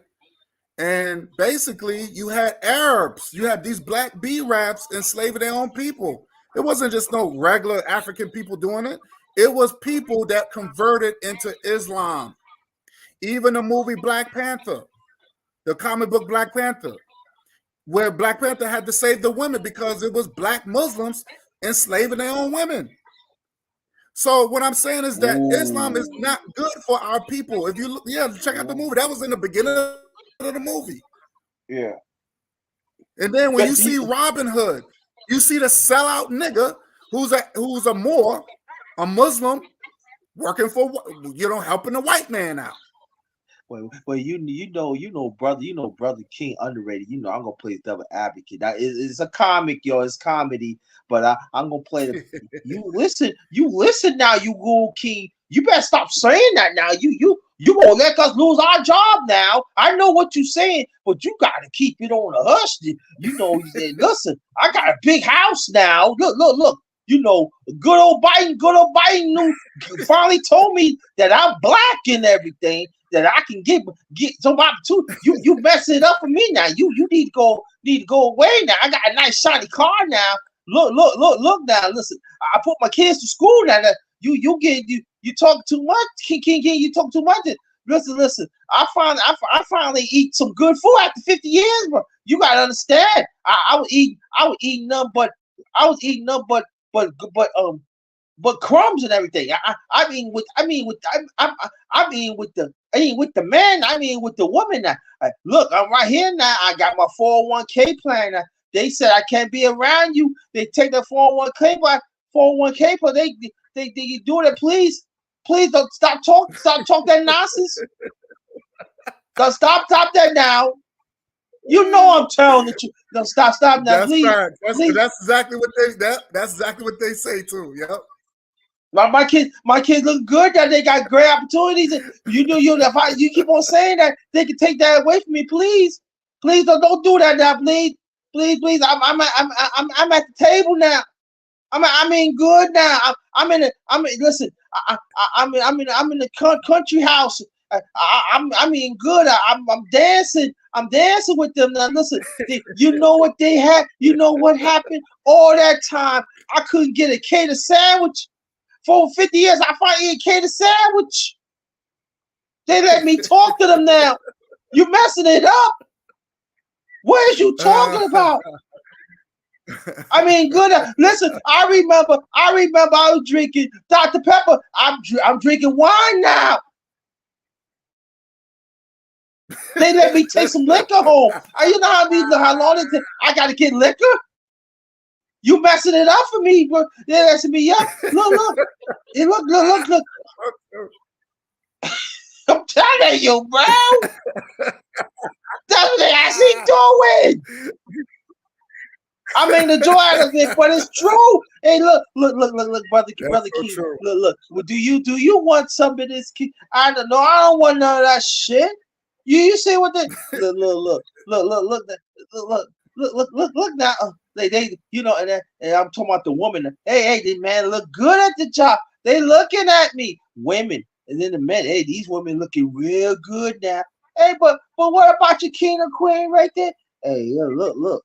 Hey, look, you know, hey, they looking real good. They say I look good, I look handsome. Oh, I look pretty. They like the way how I talk and everything. Oh yeah, they like the way I shake my hips. I look good. And then the women tell the man, oh, you look so handsome. You tall, black king and stuff like that. Come on, bro. This been going on. Cause friction in the marriage, cause friction in relationship. But some of us act like, oh, it doesn't happen that way. They mean, well, no, they don't. It's always a plan for them. Yep. It's always a plan for them. Yep. Because they don't want us to be together. So yeah. Hey, you know, you messing it up right now. You know, I talked to the president. You talk to me. Yeah, I talked to the president, and I told you listen here. We need more jobs and stuff like this. But you know, hey, I make sure I put some jobs. But the jobs is not really coming in our community. But if you live in a nice house, and I'm talking about anybody, any black man, any black woman that work hard and get the house for the family. I'm not talking about you that willing to fight. I'm not talking about you. So let me say that black man, black woman. But there are some. Hey, look, you know, hey, he said he gonna get some more jobs for us and everything. But where the jobs is really going to? Where the jobs really going? Where the connections really going to? And these are the things we don't like talk. Well, I mean, we talked about, but these people don't want to talk about it. Oh, hey, you know, hey, brother, hey, King Guy, you listen here. You better stop that nonsense. I'm on the books. Do you know how long it took me on the books? I've been working for them for 50 years, and I just got on the books like 15 years ago. You better stop that talk. I'm moving up, like on the east side, like the Jeffersons. You better cut that up. But what about the years before they took money away from you, fool? You gotta understand. What about the reparations for that? No, listen. Listen. You gotta crawl before you walk. Well, they be crawling in your motherfucking ass so much they get money out your ass you ain't even know. Now you got 15 years. You do 15 more years, and what's that's gonna leave you? Oh, they get you. Oh, we get you a paid vacation. What's a paid vacation? You still gotta pay for it. Right. Facts. And this is our people. And these are our people. The people fail to understand. Some of our people fail to understand that the long term. You cannot take the short term because they're gonna want something. Hey, look, hey guy, hey, you I did something for you. You gotta do something for me. What do you mean? Well, you know, you gotta work late and everything. Yeah, you working late. You put in your dedication. Yeah, but you gotta really do something for me. You know. What do you mean I gotta do something? Well, you got I gotta scratch. You gotta do that. You know. There's a few people around and everything because you know why? Because I worked in law from a long time ago, back in the late 80s, going to early 90s, and they was doing it. I saved it. Well, you know, hey, you know, hey, but you know, Right. I got somebody that I'm happy. Well, you know, you want this, you gotta do something for me. You gotta do something for me. It goes from man, I'm black woman. Oh yeah, and then you know and then your dignity away. Your dignity is gone. Your soul is gone. Then you gotta Mm-hmm. go back Mm-hmm. home or Yep. wherever and say that and you gotta explain to them. I gotta do this and then no, nobody ain't telling you to do that. Black man or black woman, you're selling your soul out because you want to be around people. Yeah. Nah, oh, let me say one last one thing. Hey, you know, they let me. You know what happened? They let me hold the key. I could open up offices now, Mom. I'm actually in the meeting. I'm actually facilitating the meeting. You ain't facilitating. You let you facilitate 15, 20 minutes. And say, oh, I actually sitting right next to them. They said, our hair look good. Our hair look good. And then your man, oh, the woman said, I look good. Wow. And I want to have lunch. I said, yeah. What about your plan? My plan is kind of find that they end up doing your plan. You know That's so what true. you yeah you know but trash to them, throw Mm-hmm. you away, and they take your plan Yep. and make money off it. So Mm-hmm. the generation will go back to them while you go home without an ass sitting on it. Mm-hmm. Black man or some black man and some black woman.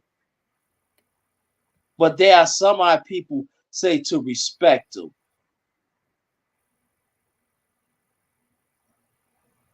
That's so true. This multicultural mindset that black people is keeping hasn't done nothing for us. And then they get on these jobs, they feel they got to work extra hard. Like your ancestors worked hard as it is, and then they telling you got to work more, you got to work even more hard to try to make it, to try to build. Why don't you build yourself from your bootstraps? We've been doing that since we was transported over here, and now they telling you that you're lazy, but the people who hasn't built this country, they're not lazy, but they say that we're lazy and we built the country. Our ancestors have built the country, but we're We we lazy. we we We built. are still inventing shit, but we're still Yeah. lazy. We lazy. We We're how still do I lazy, mean according to our enemy. And black we people, lazy. but Yeah. black people are falling for this stupid mind trick. How do we lazy and we still consumers? How do we lazy that besides white people, and I'm talking about other races, had benefit of us our backs? That some had take their wealth and built their own country.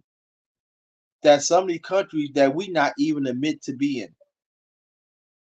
Making sense to me.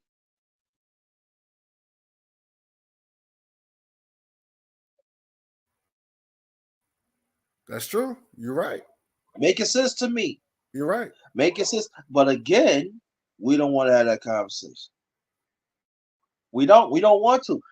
I used to say when I was younger, we don't want. I mean, maybe we should have the conversation. Maybe they not comfortable with, or maybe don't know. No, when I got older, some of us we don't want to have that conversation because because it had to waken us up to do better. We listen. We comfortable, bro. Some Mm-hmm. of us we comfortable, bro. We Yeah. are comfortable. We are comfortable. We like the things to see. We like the things what it is. We do. We like things what it is. And anybody that comes, Mm-hmm. anybody like us will say something about it. They have a big problem about it, and they will cause, like I said, it cause friction. Mm-hmm. They don't like it. And so for me, so if you don't like the change, if you don't respect our ancestors, I have a And that's problem with another that, thing I don't bro. like. Yeah, and I agree. That's another thing I like. Our ancestors already led the blueprint. I remember Malcolm said that we're not American. Malcolm even said this is on video. He said we're not an American. We didn't come here. We didn't come on our free will. And those Africans that came over here first, who traveled over first, way before the Europeans and all that stuff came in, way before the Asians and all that stuff, when they built the pyramids in the New Mexico, in Mexico, they went back home. They didn't stay in America because you know why? Because the climate changes. They're not going to stay there. That was during the Khmer Empire. So they let you know that hey, no, we was here first, and it They wasn't are called America at the time. no, it It wasn't. wasn't even called America. That's what the white man came over centuries later. So when black people say, "Well, we're an American," no, you are an American because that's what the white man had. That's the white man's term.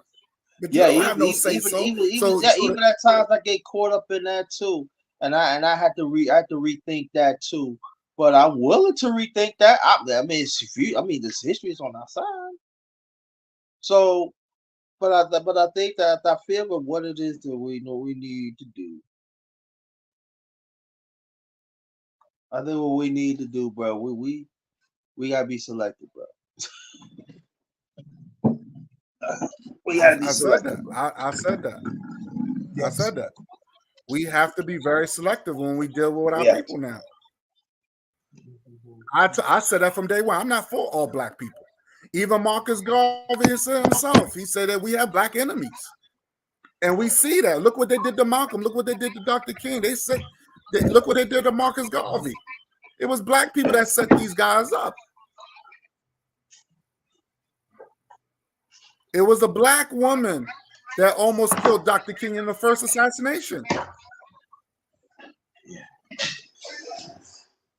Let You know? me double ask you again. You better be careful now, because you talking about women.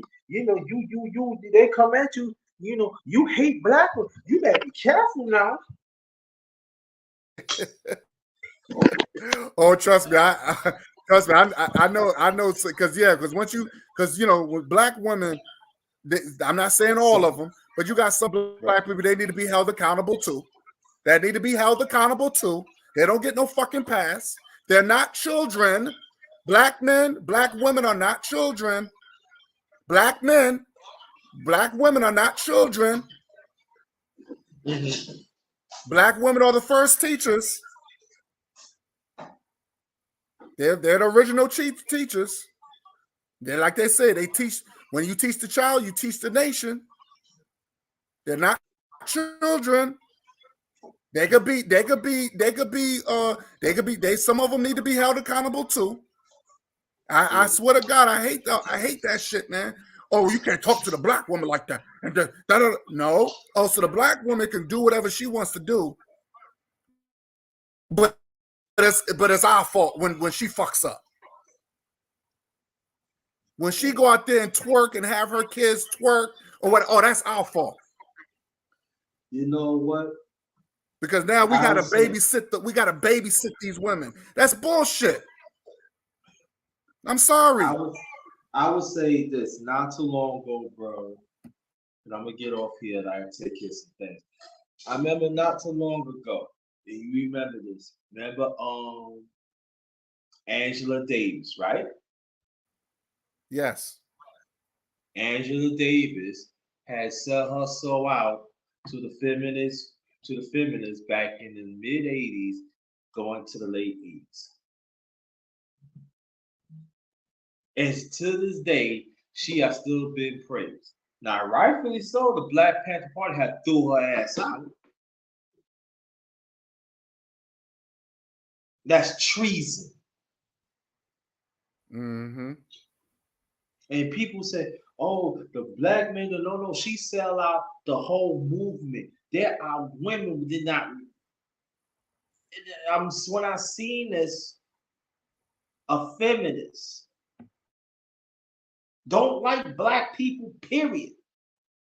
That want the extermination They of damn our sure don't. people, especially the black men. But you the same thing you say about 20 years ago. I'm talking about people, I'm talking about going to the 90s. But you side on her. Out there threw up. I ain't gonna lie to you. Really? But mainstream media still consider her a hero, and any brothers and there are some brothers consider her a hero. Now look what they still consider her as a hero, and look what happened. You towards the end of 2020, but we still don't know what we talking. Mm-hmm. And we can say Jesse Jackson too. We here for our people. The Rainbow Coalition is a joke. Yep. It's a joke. I mean, I really don't care about President Obama. I mean, I'm being honest. He ran for president historically. I respect him, but this is the same Jesse Jackson had disrespect President Obama.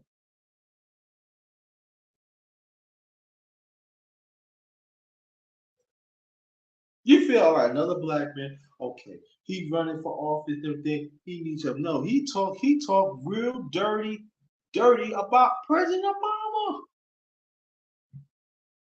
These are facts, people. You can look. You can Google it up.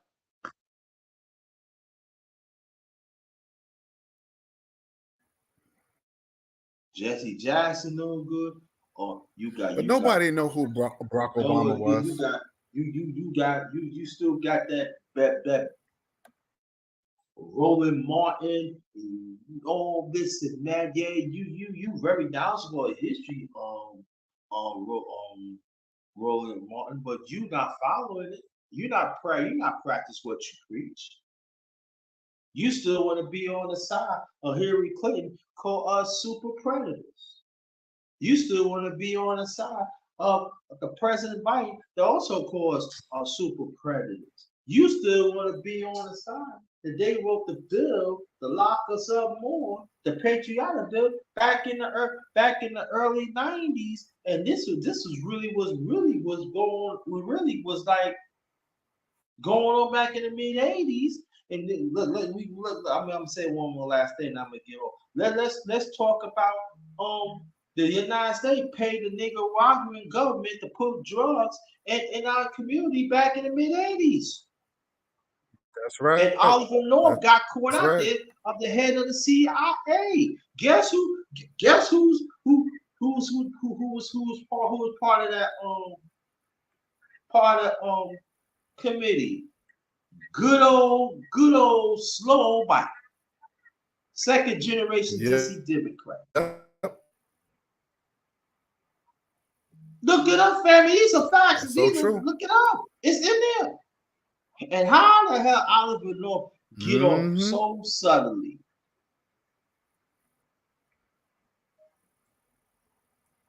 And remind you, these people was a fan of Robert Byrd, who was a part of the Ku Klux Klan.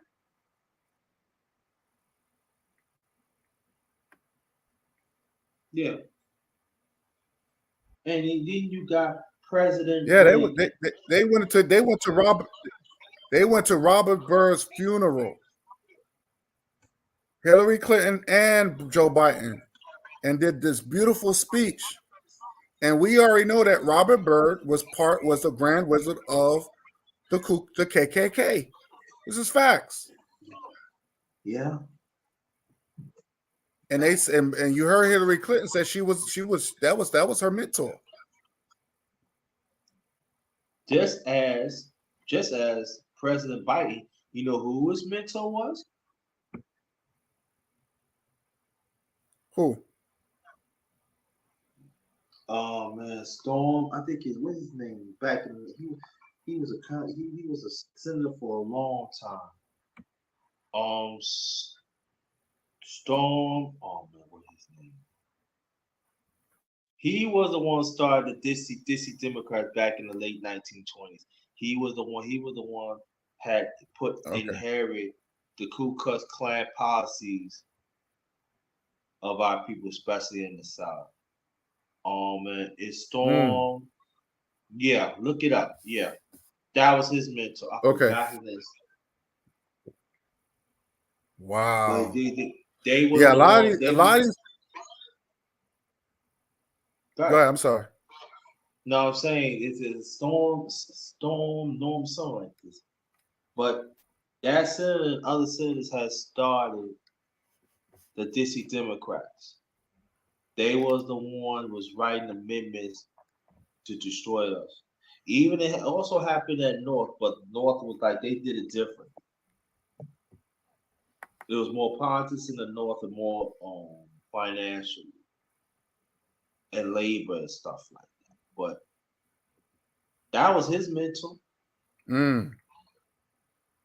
It's very disturbing. It is. I'm telling you, look it up, bro. You see, you watch. You call me. Oh, yo, I didn't know. I forgot his name, but that was his mentor. Yeah, I'm gonna look into that. I'm definitely gonna look into that. And so, what how Biden acted and everything, he just a moderate dissy Democrat. But a lot of these.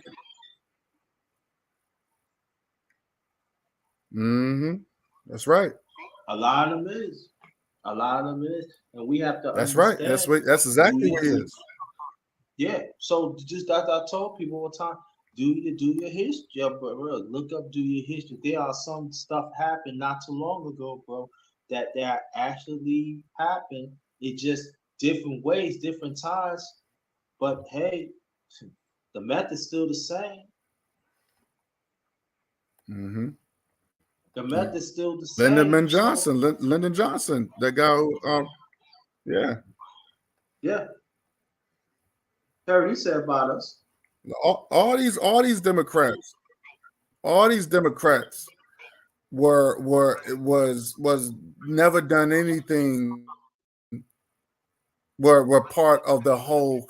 This is the reason why the Ku Klux Klan still exists. You know, the government didn't go out there and raid them and throw these guys in jail. They still around. You know, and this is the question we should. This is the reason why these shootings, if you notice, this is the reason why these shootings, these shootings, like when they want to target black people, they part of the Klan organization. So you need these people are being recruited to do all these, and the government knows this. How come? Why you think the last shooting that happened in Florida? How come that guy didn't? How come they didn't investigate his parents? Last shooting in Florida. How come they didn't raid that? How come they didn't raid the house? I remember the one in Maine.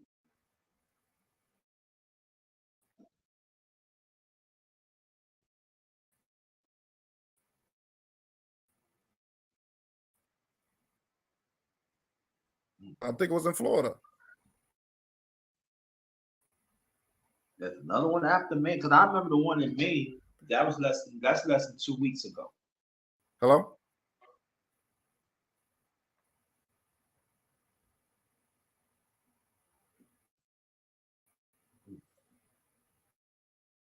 Well, you remember the one in Buffalo, right? Yeah, definitely.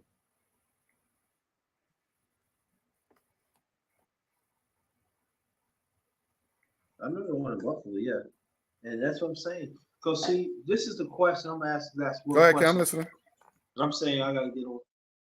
The thing is that all this massacre shooting was happening throughout the years. Even there's hundreds of massacres in the United States against our people. Hundreds.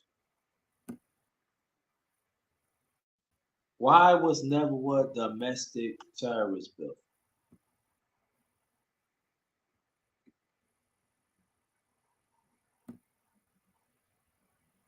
Why is there was the a strong domestic terrorist bill? Because they don't want to. Mm-hmm. They don't want to. People say, y'all went to help destroy the Black Panthers. This franchise, the Black Panthers, temporarily back in the late 60s. Y'all ain't had no problem doing that, but y'all scared of the Ku Klux Klan. You scared these anti-white bike organizations.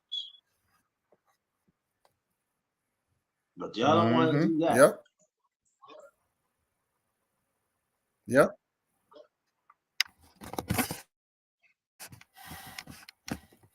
And and that's the thing, like we hear about all these shootings, these white boys are getting, notice these white boys are getting bolder and bolder now. Yeah. They come into the hood and start shooting black folks and black people. They still fighting and bickering over each other. I hear even on YouTube. Yeah. But these white boys are coming to the hood now and just knocking out, taking out our mothers and our kids, and no one's not doing nothing about it. Black people, all these big and bad, tough Negroes, and I don't see them striking back. And also, let's not leave out the older black men too. They looking for the older black men too.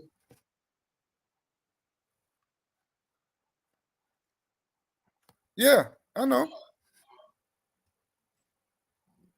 But they sitting there crying. Oh my God, I didn't know this could happen. What do you mean you didn't know this happened? What world are you living in? This been happening for ever since we was brought over here.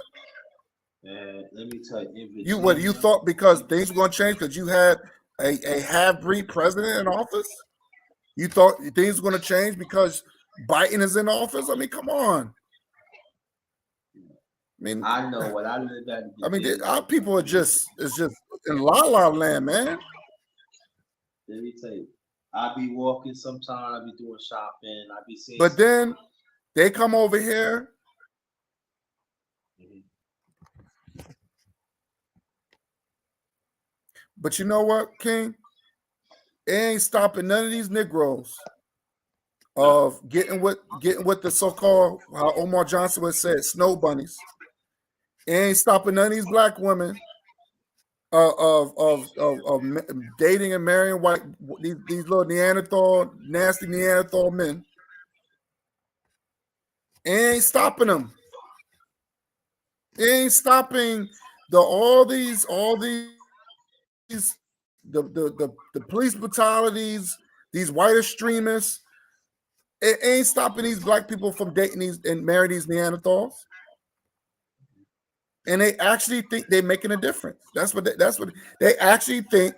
Like people like Serena Williams and the rest of them, like the rapper Eve and all these other Neanderthal chasers. They actually think they're making a difference. Well, I could say, but they actually think racism going to end. Racism is never. Let me tell you this. Being living in Virginia, I could say almost 12 years, and I could tell you this. These white people, they always been out there, but I'm telling you, that Confederate flag, they be winging that federal flag, saying derogatory things. I mean, they be doing it for a long time. Let me say they be doing it. But like you go more your point, they getting bolder and bolder. F you niggers. We don't want to be on the line with a nigger. Nigger pie, stuff like that. Okay. Wow. So I say you take your dirty ass out here then. But you can't. Because you don't even have a community for yourself. Yeah. And this is what I'm saying, that Yeah, I hear stuff. People when I tell people this, oh, I said yes, it does. And it not just happen in Virginia, happen all around this country. They're getting bolder and bolder now. You know, Mm-hmm. these proud boys. They walking. They want to start a fight. I see how they Yep. walking. I made my ground. Get no sort of look. Hey, I know you ain't going down over here though. It ain't going down over here. But some of our brothers and sisters, they move out their way. Don't move out their way. You know all that. Even like you got the proud with me too. Them Karens. And mm-hmm. I saw this one video where this white woman ran up in this black man's house, and because he said he was playing the music too loud, he already told the people in the neighborhood, because of course he lived in a white neighborhood, but this woman went into his house. Yo, if a black man, if a black woman, hey, what's up, Rashid? Shout out to Rashid.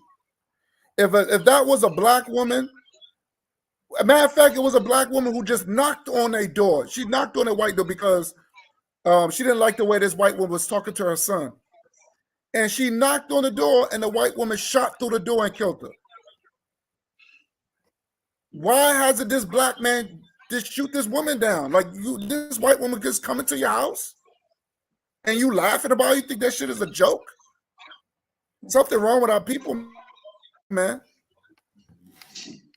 White man coming to any white person coming to my house, not invited. No, you getting a bullet in you. That's how it is. I'm sorry. I'm just saying that at the end of the day, that Something wrong with our people, man. I know you said something wrong with people, but I think they deliberately do not want to do nothing about it. Some of our people, they don't want to do nothing about it. They're comfortable, bro. Yeah, like Like, I've I see a always lot said. of shit, man. Like a lot of goofy coonery shit, man, among our people, man. It's just Yeah, they like to eat from that table, bro. Some of them are forced invited, knowing that they don't want you. But do you know at the end of the day they gotta pass quotas?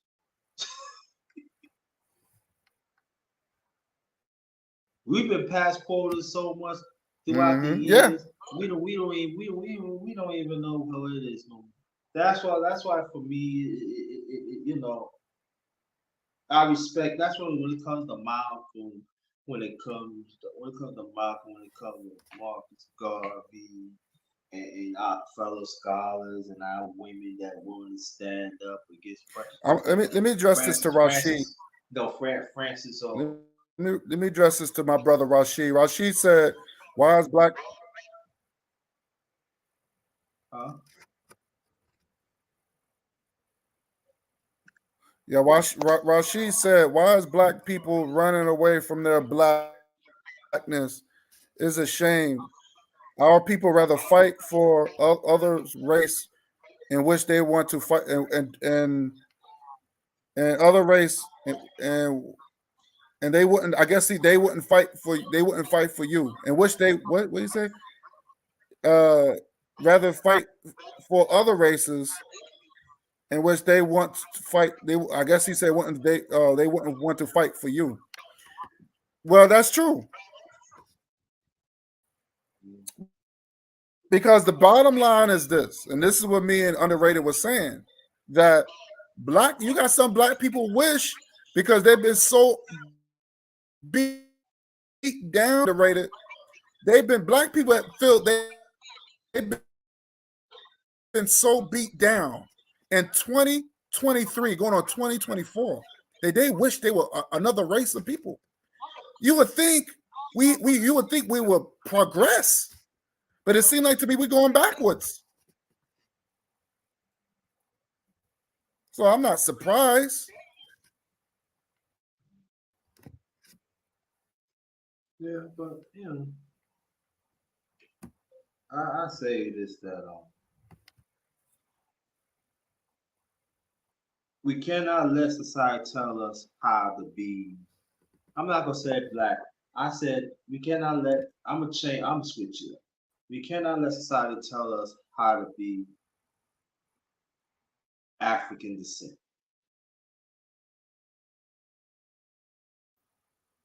Fact. If you want to say black, you want to say black. Oh, you can say black, Yep. no problem. You want to say black, no problem. I have no problem with that. But my thing is that people say, well, I'm into my skin and this and that, but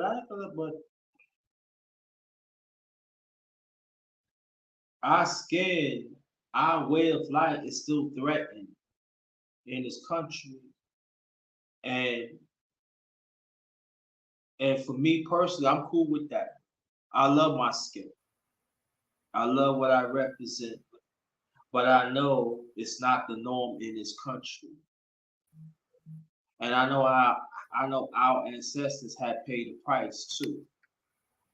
So I'm willing to take on that. I willing to own that up. Yep. And it's cool with me because I'm not afraid. I'm not afraid to go against this evil system. I'm not. So do what you already done to me already. And so that's the thing that I'm very comfortable with my skin. And I know my skin is complex, and I know it comes with a heavy pay of the way that I can't even repay our ancestors for it. Our ancestors. So for me personally, the blood, sweat, and tears, I wear it gladly. Because we're still struggling, bro. There are certain liberties that we still don't get.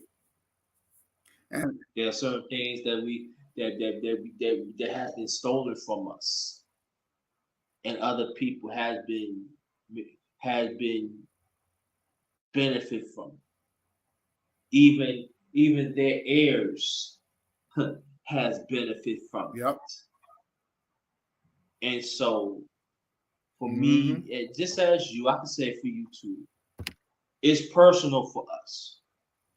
You have kids. I don't have kids. I did have kids. They passed away. But I had to keep on with the fight. Just as our ancestors had done. I got to keep on the fight. Even though us as minorities. I'm talking about the mindset and the outlook. And because the Black Panther Party had paid the price. And they said, what about the other black people? I mean, before them, yes. I don't know them that much. I don't know them that well, but I know they had paid the price for it. I'm 57 years old. They paid the price for us, And God bless, man. That's a blessing. It is a blessing. When I was when I was very, very young, that actually Black Panthers had lived on my block when I was raised.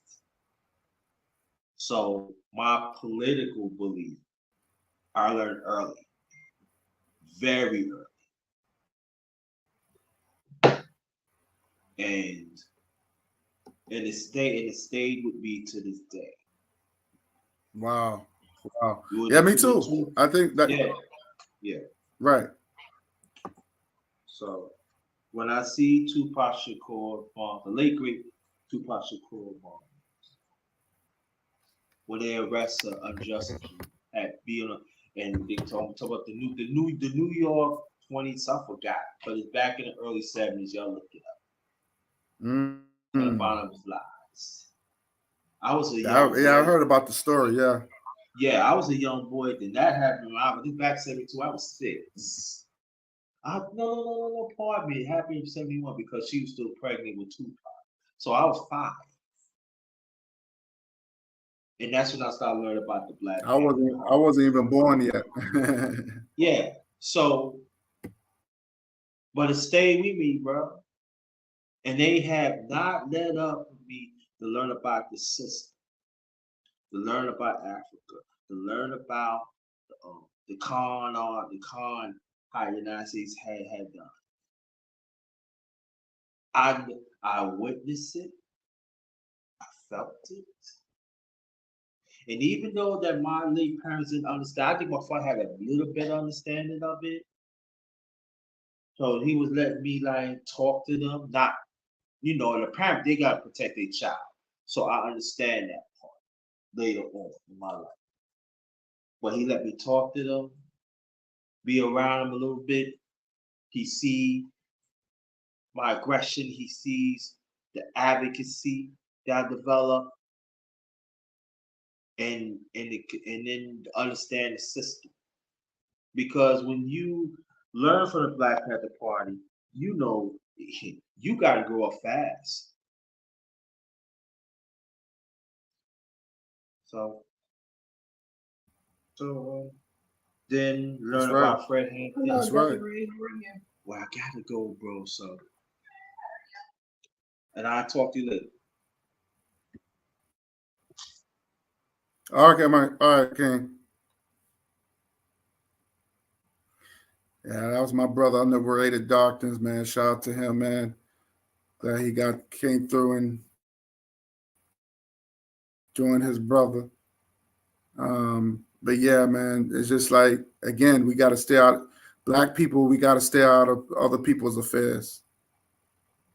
We got to stay out of other people's affairs and worry about ourselves. As African people, we got to stay among us. We got to be there for one another. We got to learn to claim the motherland, which is our homeland, Africa. We got to get what they call dual citizenship. I don't care whether it's Ghana or South Africa, Liberia, we got to get dual citizenship. And that's what I'm going to do. I'm going to get dual citizenship where I can go back and forth. I think that's because I'm not going to neglect African people in the United States. I'm not going to neglect African people. And I'm talking about African people only. I'm not talking about, because you got some Black people that don't claim African. If you don't claim African, I'm not talking to you. This program ain't for you. You go into your pretendian people. You go into the soul man, the white man with a black face with a fake afro type of looking Negroes. You go to your little Arab buddies.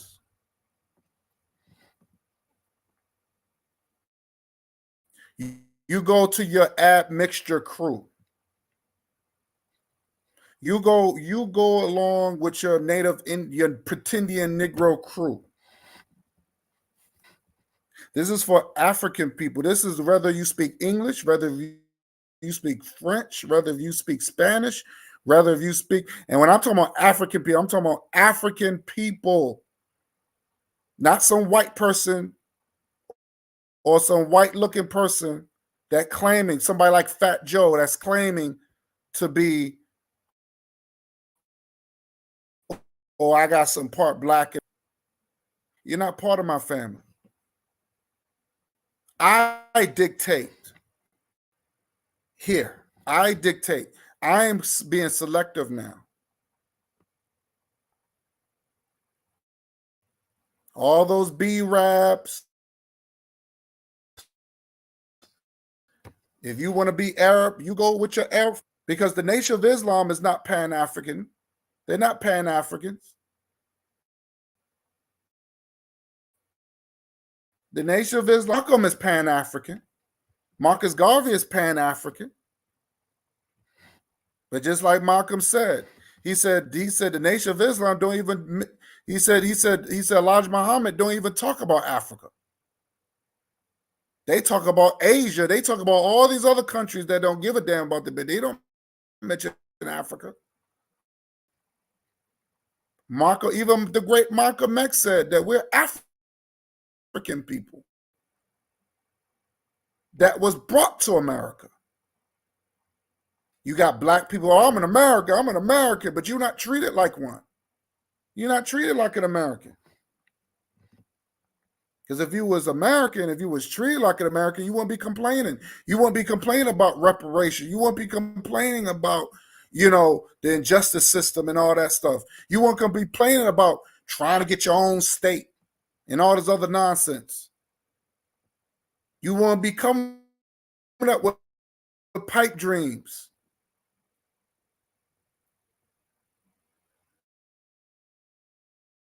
I'm not into pipe dreams.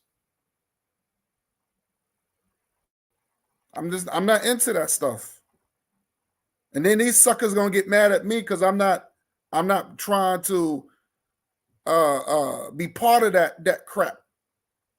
I'm better than that.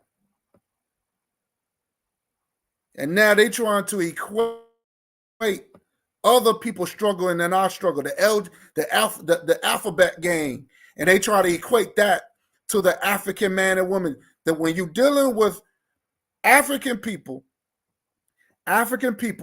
are straight, family oriented, and they're goal oriented. That's the difference between African people compared to other groups of people. Feminism. We do not believe in feminism. We do not believe in some unnatural sexual orientation. We don't believe in one race and marrying another race of people. We don't believe in that. And that's how it is.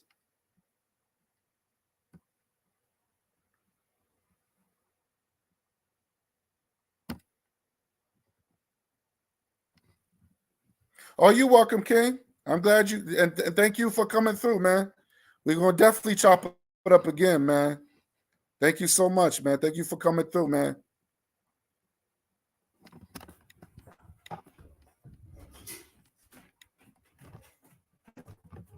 So we don't so again we don't believe in those things. And just because I'm not for something, does not make me a hateful person. I'm just like everybody else. I'm just like every other race of people that I have every right to say I'm not for certain things. That's the bottom line. Doesn't make me a hateful person. Doesn't make me a hateful person. I'm just not for certain. I'm not for the buffoonery.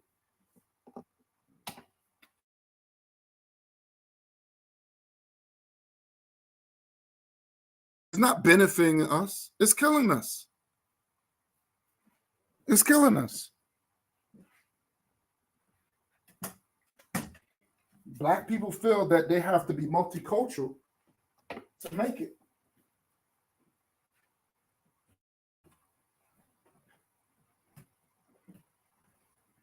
But Black people feel they have to be multicultural to make it. And that's not true. So like I said again, when they're dealing with this war, we should stay out of it. We shouldn't even be talking about it. We shouldn't even be talking about it. And I want to pull this up real quick before I end this live.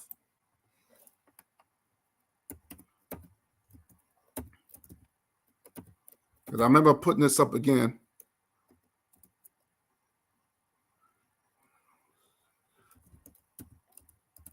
I want to pull this up real quick.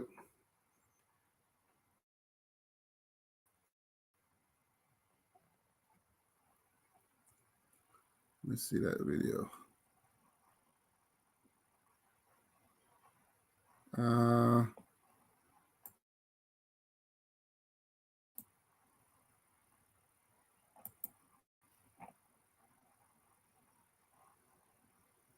think this is it right here.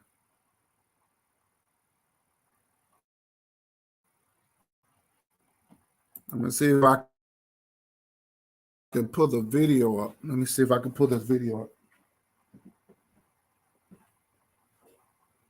I'd rather just pull the video up.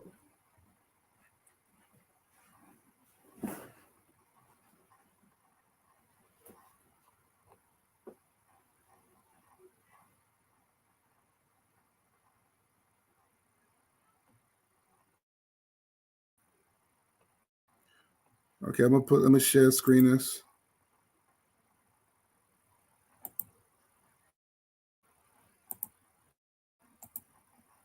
Let me share screen this.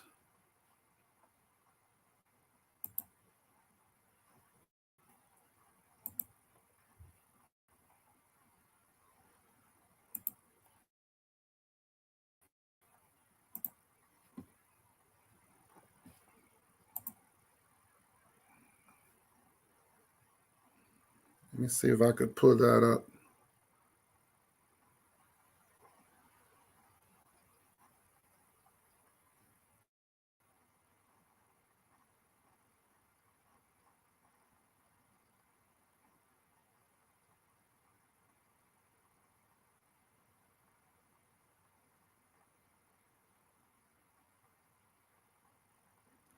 Let me see if I can do it on YouTube. Let's see.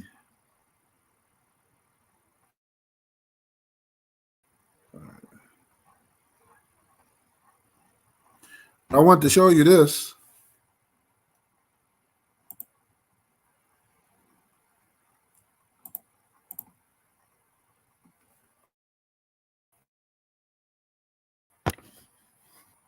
How the White House to Congress we want 160 billion for the wars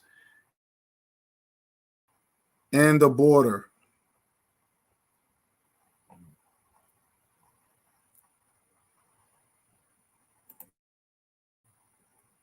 You know, history has taught us that when terrorists don't pay a price for their terror, when don't pay a price for their aggression, they cause more chaos and death and more destruction. They keep going, and the cost and the threats to America and the world keep rising.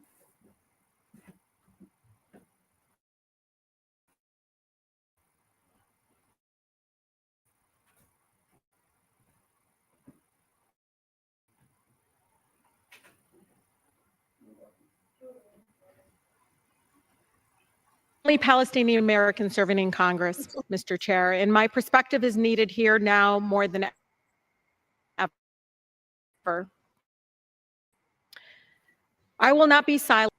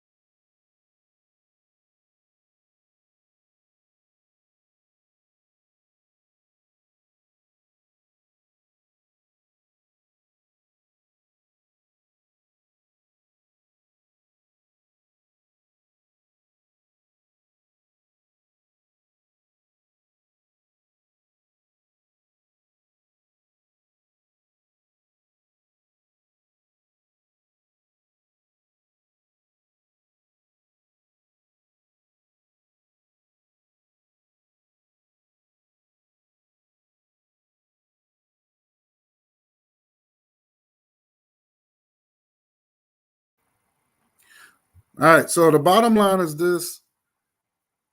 This is what your money's going to. Okay? That's where your money's going to. Your tax dollars is financing their war. Financing is going to the Ukrainians, going to, let me see something. Let me see if I can pull it up. I want to show another video. I want y'all to listen to this.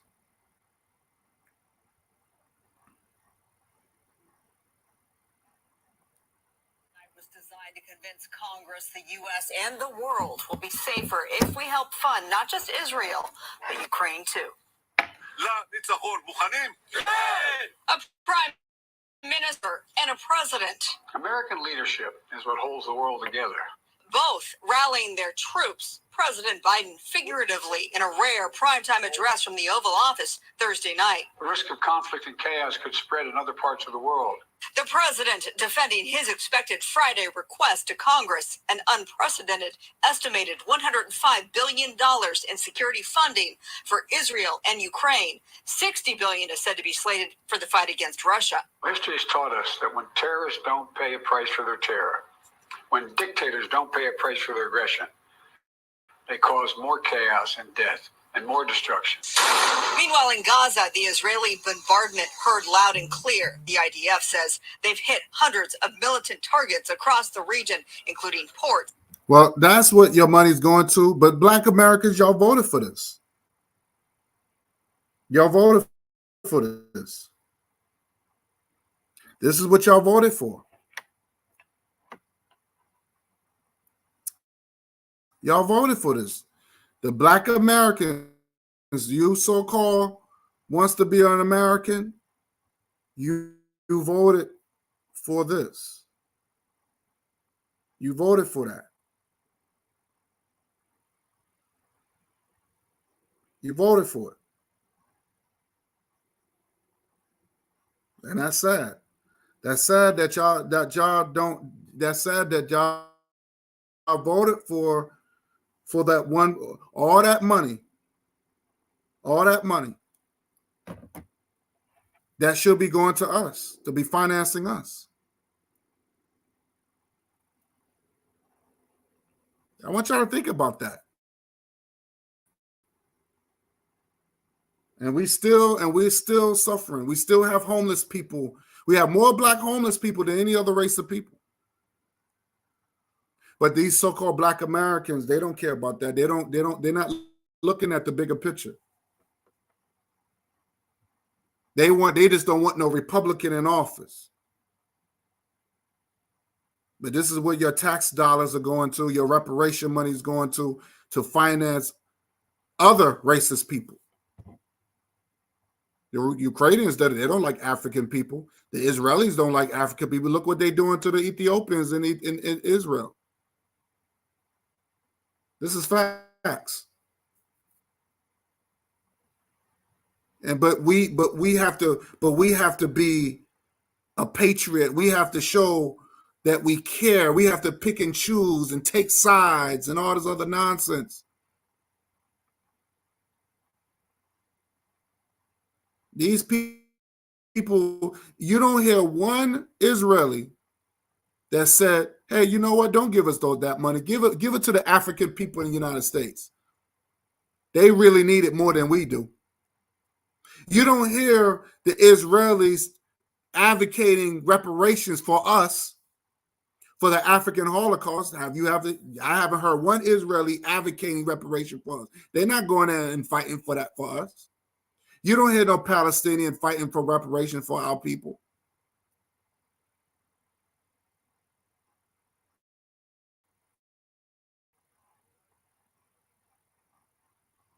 So I tell you, Black Americans, you FBAs or whatever you want to call yourself, you keep rocking that red, white, and blue.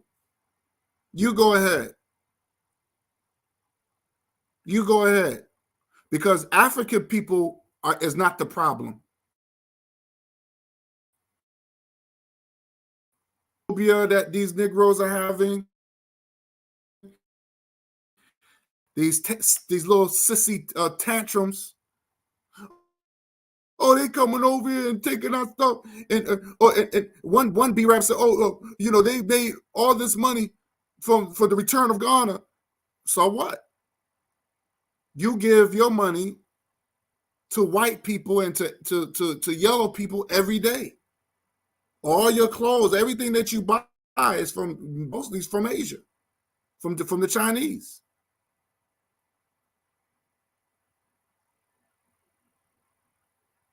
But you sitting there, you're crying, and you worrying about, or you are attacking other black people who hasn't done anything to you. But you don't talk about the Arab. You don't talk about these white people. You don't talk about the white Arabs that done more damage. But did you want to equate their struggles with our struggle? I hate that, man. I really hate that. But we and I tell those black people, you're going to learn the hard way. There's going to be more of these white extremists trying to get at black people. There's going to be more of that. And the only thing y'all Negroes going to do is make a YouTube video. Y'all not stepping up. But you have no problem asking another black man for his address because you upset. Because you mad, you angry.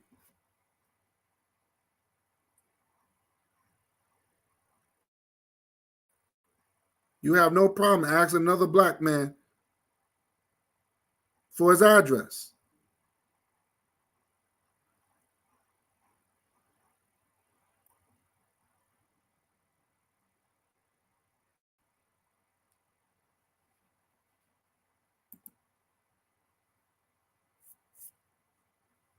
Yeah, they're very assimilated. Yeah, that's true. That's facts. They assimilate themselves. Yeah, they're comfortable about being the puppets. They want to be the puppets for the puppet master. This is the reason why a lot of these B-Rabs, they come up with these. You notice a lot of black people are almost sound like white people now. This is the reason why African people like myself say that, hey, you white. You pretty much white because you have a white mindset. And they get mad. Oh, they call us they call us these names, and these African people don't like us. Yeah, I don't like you either. I hate that. Oh, I don't like you either. Because you have this European mindset. These are people that have these white talking points. Or if you claim you're African, why don't you go to Africa? I mean, that's what white people will say. And I don't have a problem going to Africa. I really don't.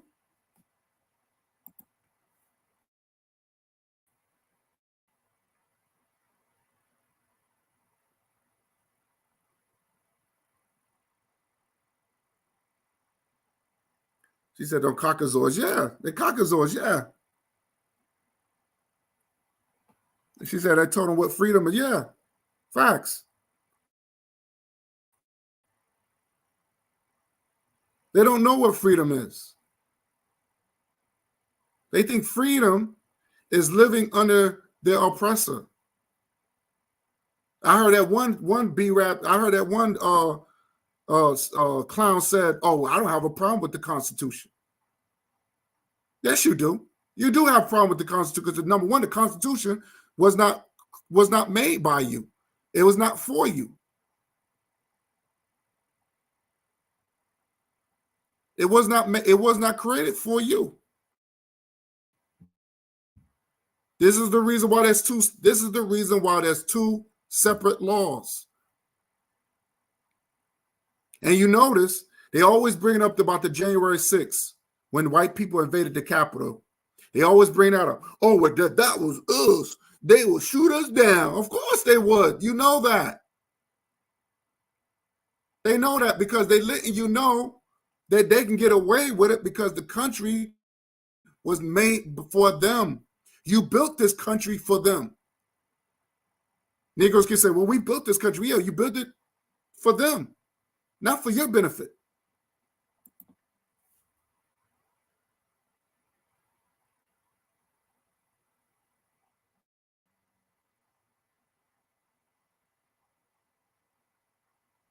Right. They don't make their decision. They're not, black people are not the decision makers. They don't know. They, like Omar Johnson said, they free dumb. They free dumb. They don't know what freedom is. They free dumb. They free, but they dumb. This is what that's what they are.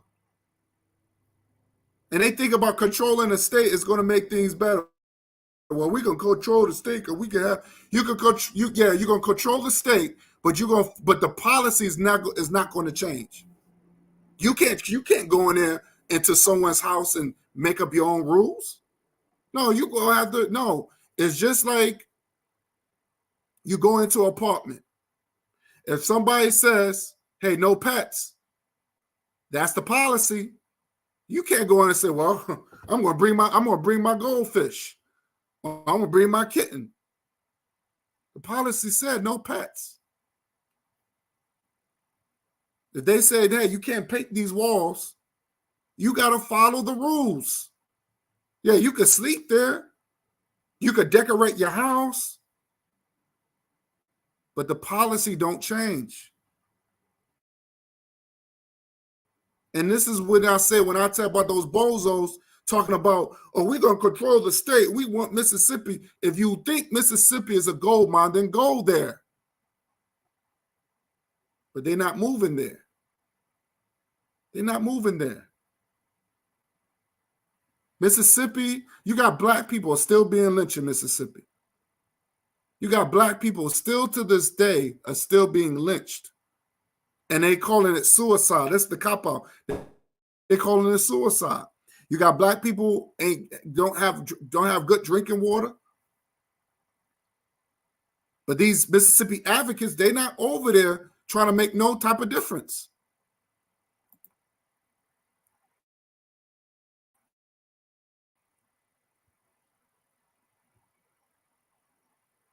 Yeah.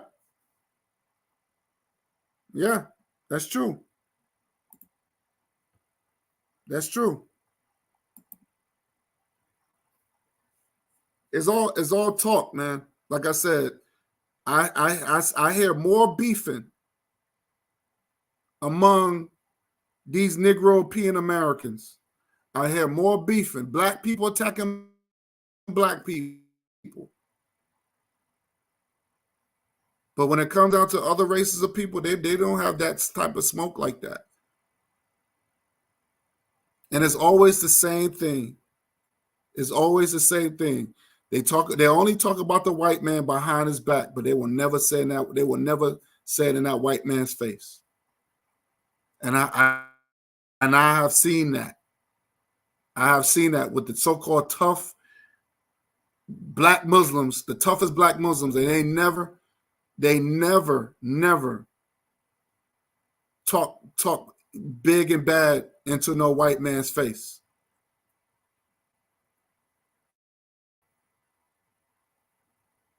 They rather talk it out. They rather have a conversation. But when it comes down to their own people, they want to threaten them. They want to call them all types of names. They want to make mockery. They want to slander. This is coming from these, I guess, quote unquote, black Americans or whatever they want to call themselves, the FBAs or whatever. That FBA thing is some made up crap from a pimp, from a scammer. But this is what they rather ride on. This is where these black people rather ride on, because they hate being African. But they want to come into your space. They want to come into you and invade. They want to invade your space. No, you go over there. And they want to dictate to you, oh, you're not African. Well, you won't say it in my face. You won't say it in my face. If that's what you claiming, you claim that. But if you claim that, you got to go over there. We have nothing in common. We have nothing in common. And I know that none of these FBAs, none of them get along. None of them get along. They all hate each other.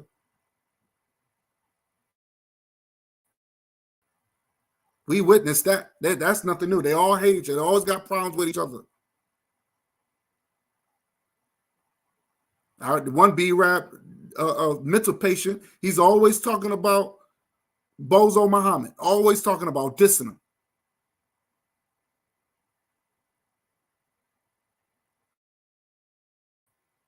But this is what they do.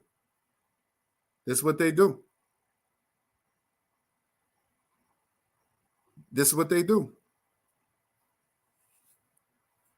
And if they do help you or they do donate to you, there's always the strings attached to it.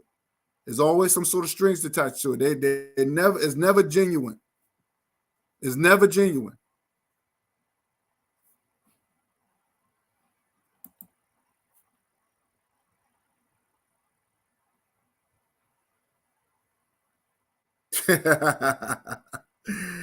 She said FBA, which his wife gave him that, which he said Tariq. She said his wife gave him that, which means fuck Black Americans. Yeah. Basically, that's what it is. Yeah. Yeah, it's probably his mulatto wife probably gave him that shit. It's made up. There's no such thing as no foundation of Black Americans. There's no such thing as no Black American. That's something that white people had said. I've heard that when I was watching this, when I was growing up, that was white people, or what's going on in Black America.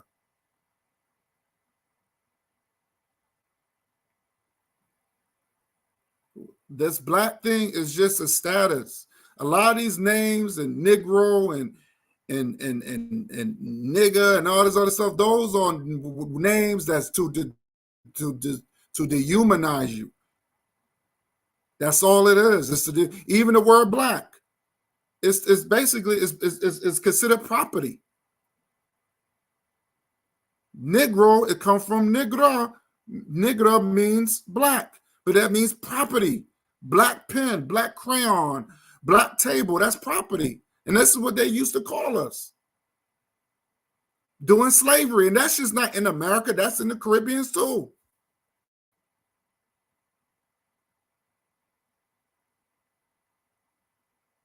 It was all, they used to call us that all through the Americas, plural.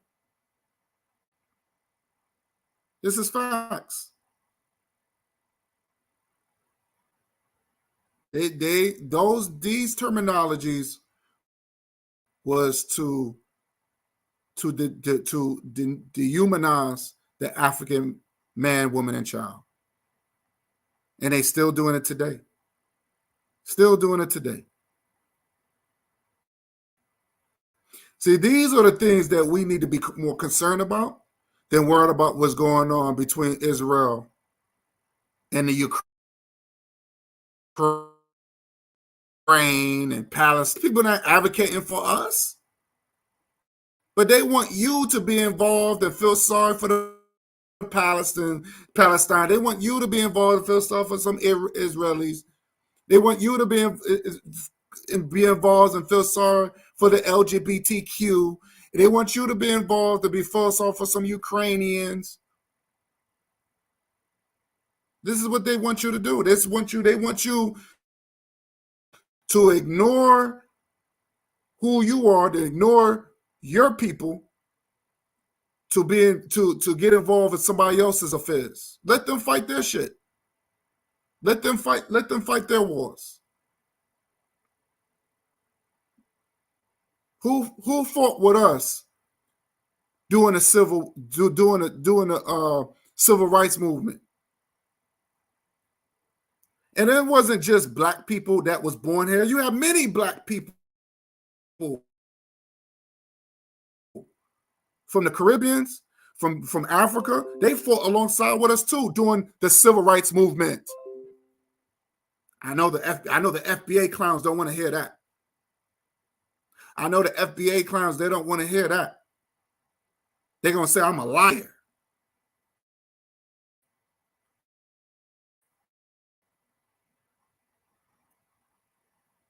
But that's what happens when you don't do your research and get your information. That's what happens. I'm not babying in these Negroes no more. They know how to fight these wars by ourselves.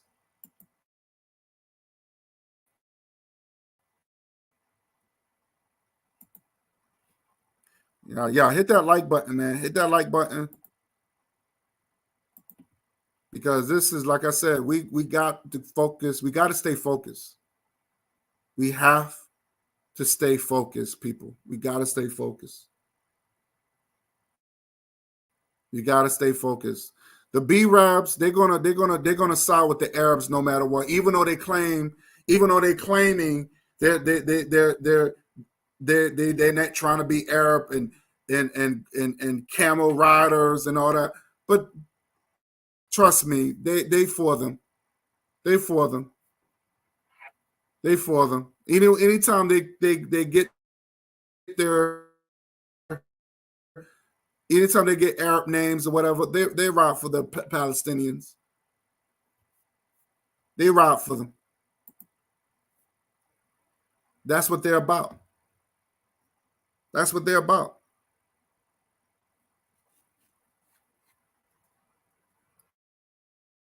That's what they're about.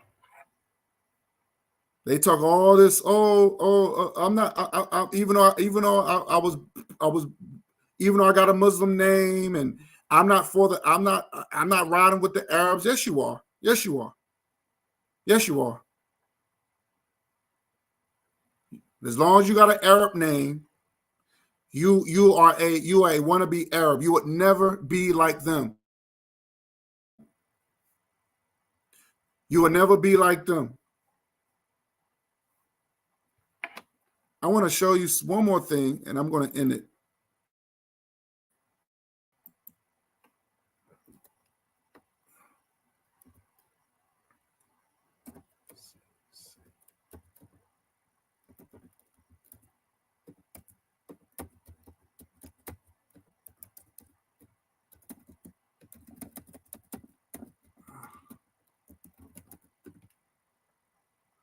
I'm going to see if I can share this real quick.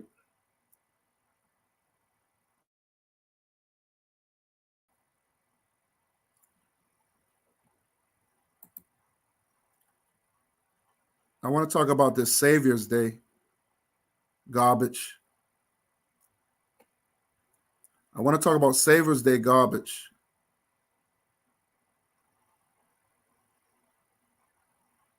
Let's see.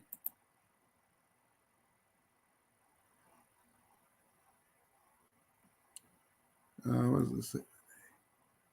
Oh, I'm going to show one more thing.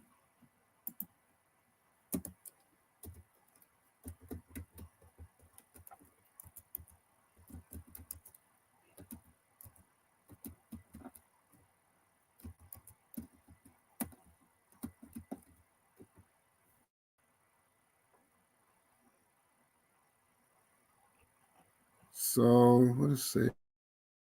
It was the day. Okay. Check this out.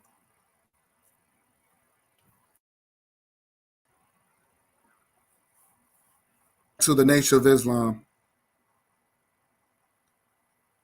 This goes back to the Nation of Islam. Yes, yes.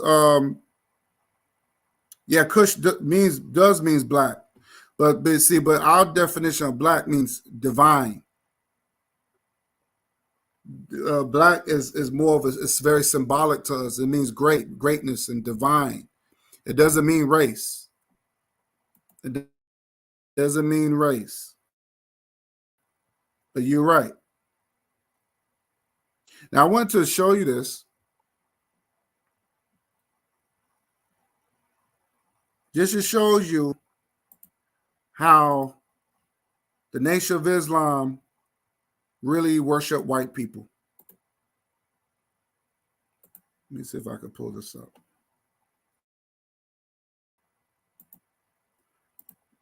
And these B-Rabs, they go to this thing called Savior's Day. They go to this thing called Savior's Day. And Savior's Day,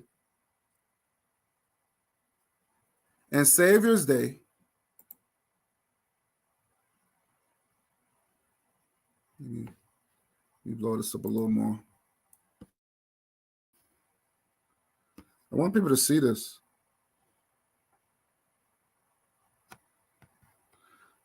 So Savior's Day, I want people to read that.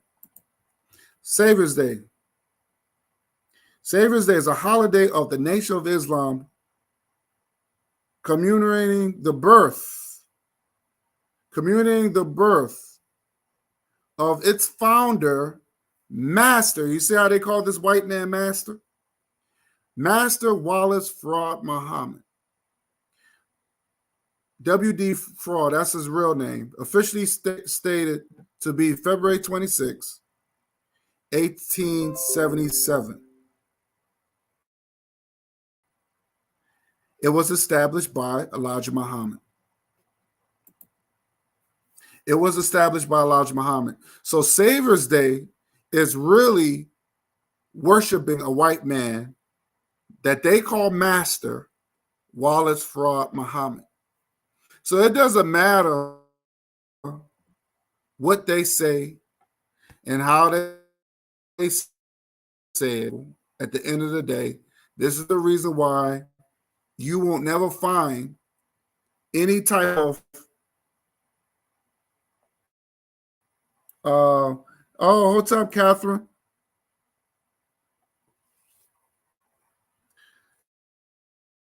Shout out to Catherine with Captain with Friends. Shout out to you, sis. Good to see you.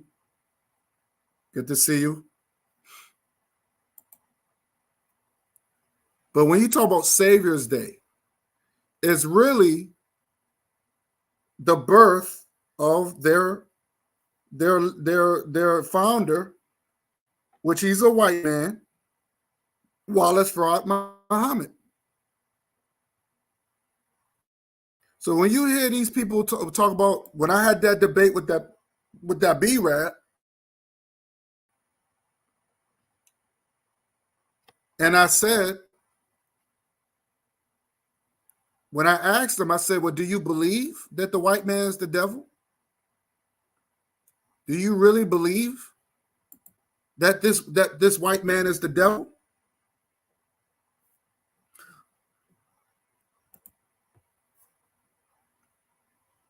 Oh, that's what's up. Thank you, Catherine. Thank you. Now, I just had to get this off my chest. I just feel like black folks, as Pan-Africans, I think we should just not be involved in this Israel and Palestine. Well, that has nothing to do with it. Like I said, they don't advocate us. When we go through our dramas and when we go through the injustice in this country, and even other parts, even with our people, other parts of the world, they never advocate us. They never try to fight for our reparations. And I'm sick and tired of black people trying to pick and choose. I'm just tired of that. We have to worry about people. We got to worry about us. We got to worry about us as African people. Plain and simple. Plain and simple. The Muslims, these B-Rabs, these black Muslims or whatever, they don't care about us either, because even with the people from the Nation of Islam, their savior, their God, what they call Master Fraud Muhammad, they said that was their God. Master Fraud Muhammad was a white man. He was a white man. This is the reason why they celebrate. This is the reason why they call it Savior's Day. because they think the white man's going to save them.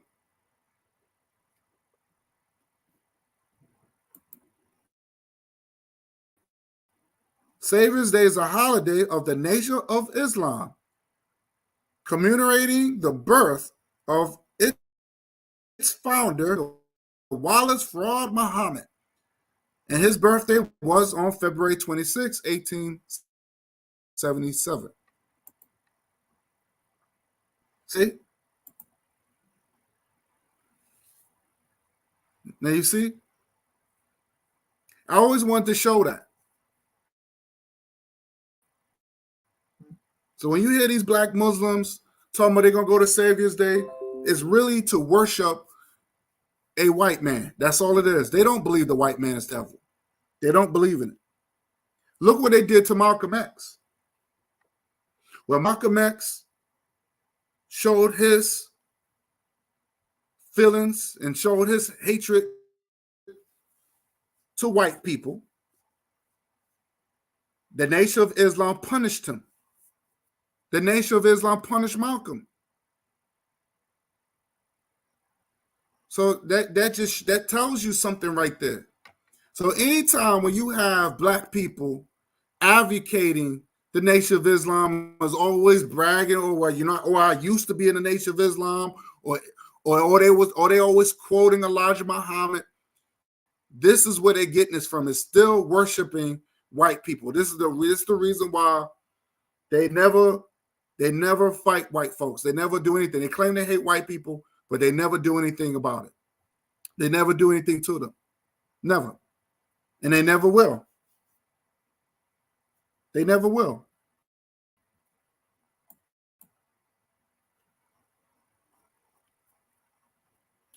The enemies of my enemies are my friends. Them until them no longer needed. Y'all understand? Yep. Yep. That's true. Yeah. Sister Raw's on point.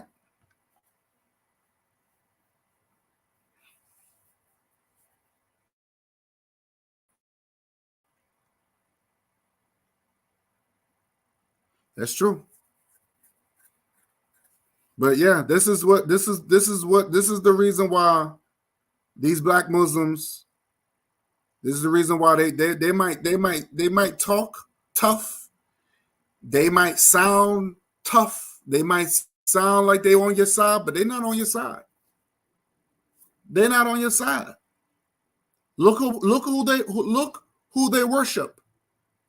Look who they worship. Let me highlight this.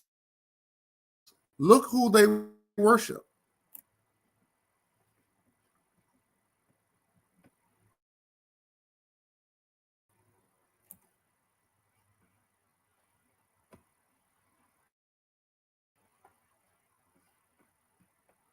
Look who they worship. So when they say, oh, we're going to Savior's Day, yep, white man worship. So I just want to just speak my mind on that real quick. That's going to be the last thing I'm going to show. I want to thank everybody that came through here. Let me give my shout outs. I want to thank James Gibb. I want to thank Sister Raw. Thank you for coming through. I want to thank my brother, Underrated Darkness. Thank you for coming through. Shout out to Brother Bakari. Thank you for coming through. To Dark Man, thank you. Brother Rashid. Who else? Catherine with Faith. Thank you, sister, for coming through. But I just had to get this off my chest, man. Just been really bothering me. Again, we got to stay out of these affairs. And like I said, we have to claim our birthright. We gotta stop claiming this multiculturalism is not doing it. It's not working for us. We're just gonna have to be, and I've been saying this, we're gonna have to be a selfish race of people.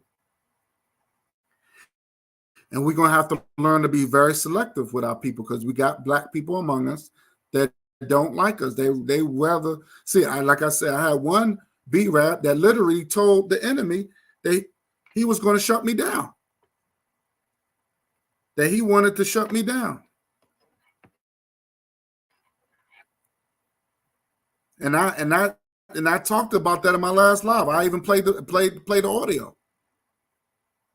And this is the same dude that he gets on the panel and he talk all this, oh, the white man is this and the white man is that.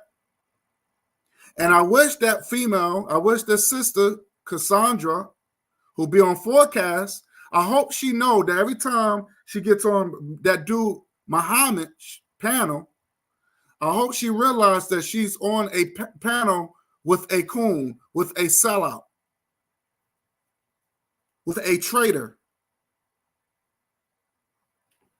See, that sister don't know. That sister don't know. And that's supposed to be and the only reason why she's on the panel, because that was supposed to be she was cool with Brother Bakari. I mean, I know they still cool, but for her to join up with some B-rap sucker like that with a flip-flopper, she's, I wish that she know that, hey, you join up with a sellout. That dude ain't for us.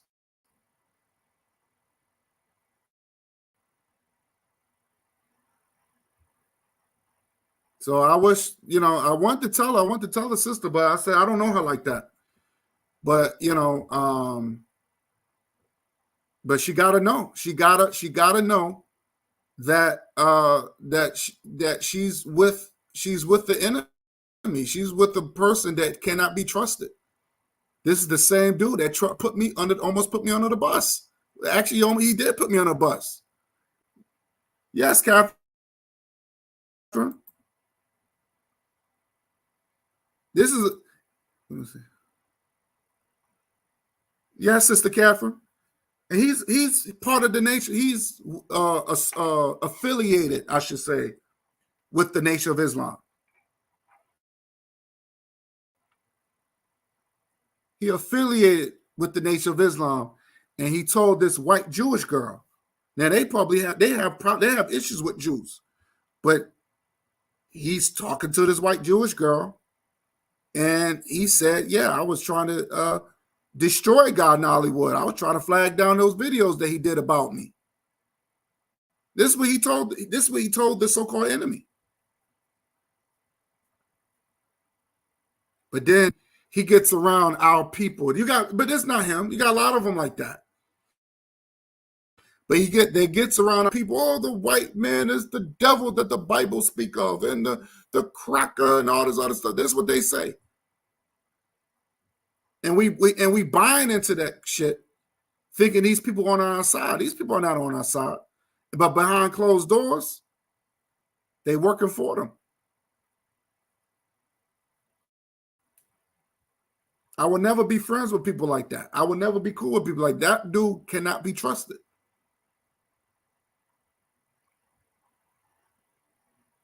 That dude cannot be trusted. You got a lot of false flaggers out here, a lot of false flaggers. And this is the same dude that wants black people to rally behind Palestine. That's not, no. But this is because he's part of that Arab culture. Because that's what Islam is. It's an Arab culture.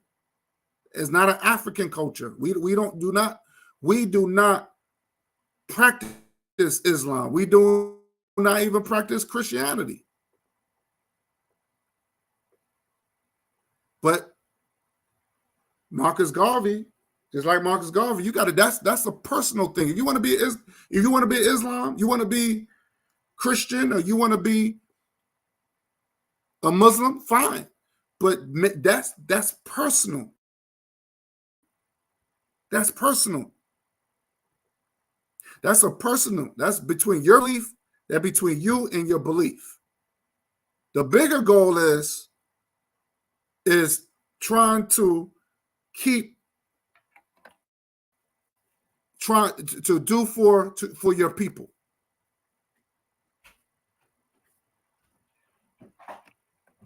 And that's the number one goal. That's the number one goal.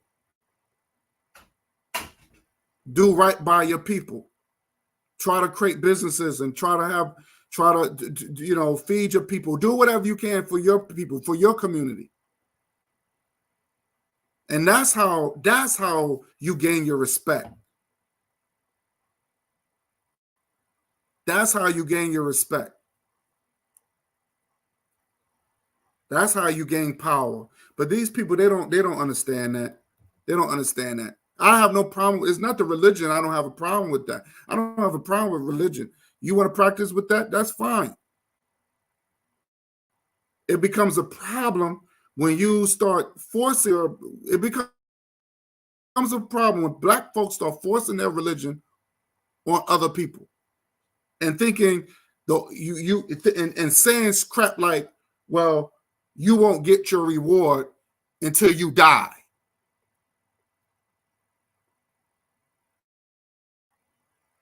Or having nice things is wrong. You know, that's what I have a problem with. Black people, our people should have nice things. I think we should have nice things. But also, I think that we know what we like, and we have to start producing what we like. At one point, we had Black designers. We started having what they call urban wear.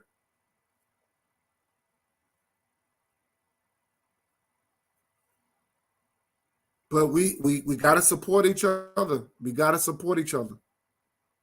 We got to support. I love supporting my people. I love supporting clothing lines, and whether it's cologne or whatever. Those are good things. I like supporting my people. I love supporting my people. There's nothing like having your own. And I don't care if it's from African people in the United States. I don't care if it's from African people in the Caribbean. I don't care if African people in the motherland. I don't care. As long as these people look like me, I'm all for it. I'm all for it. But with that said, I'm out of here. Let me close out. Stop sharing this. And again, I want to thank all of y'all for coming through. Hit that like button. And again, we got to let's concentrate on us as Pan-Africans. Let's concentrate on us. Rock that red, black, and green, because that's the color that a Black man, Marcus Messiah Garvey, gave us to represent us as a nation of people. And that this flag represents the continent of Africa. And to get that dual ship, whether you could do commerce back and forth to the States. People do it all the time. Every race do that. Whether it's Asians, whether it's Europeans, they have dual ship where they come back, do commerce and do business back and forth.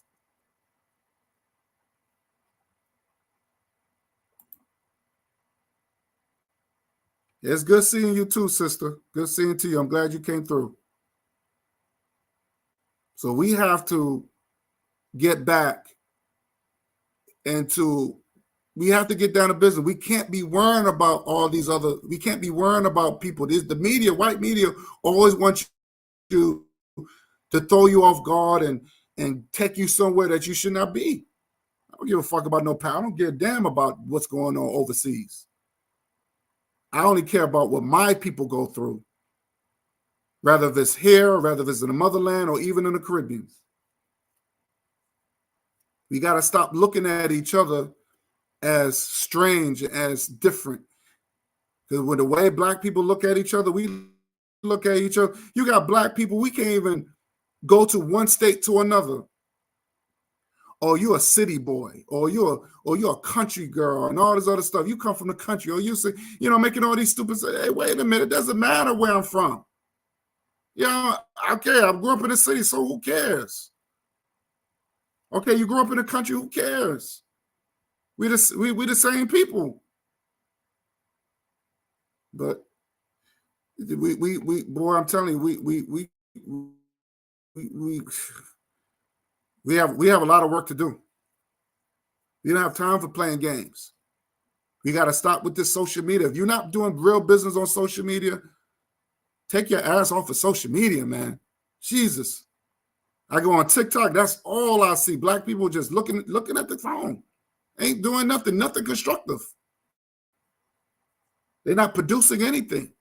Just being silly. But they don't mind going on there and twerking. I see a lot of that on TikTok. Unbelievable. But with that said, family, I'm out. Peace and love. And I see you. I'll see you again soon. Peace.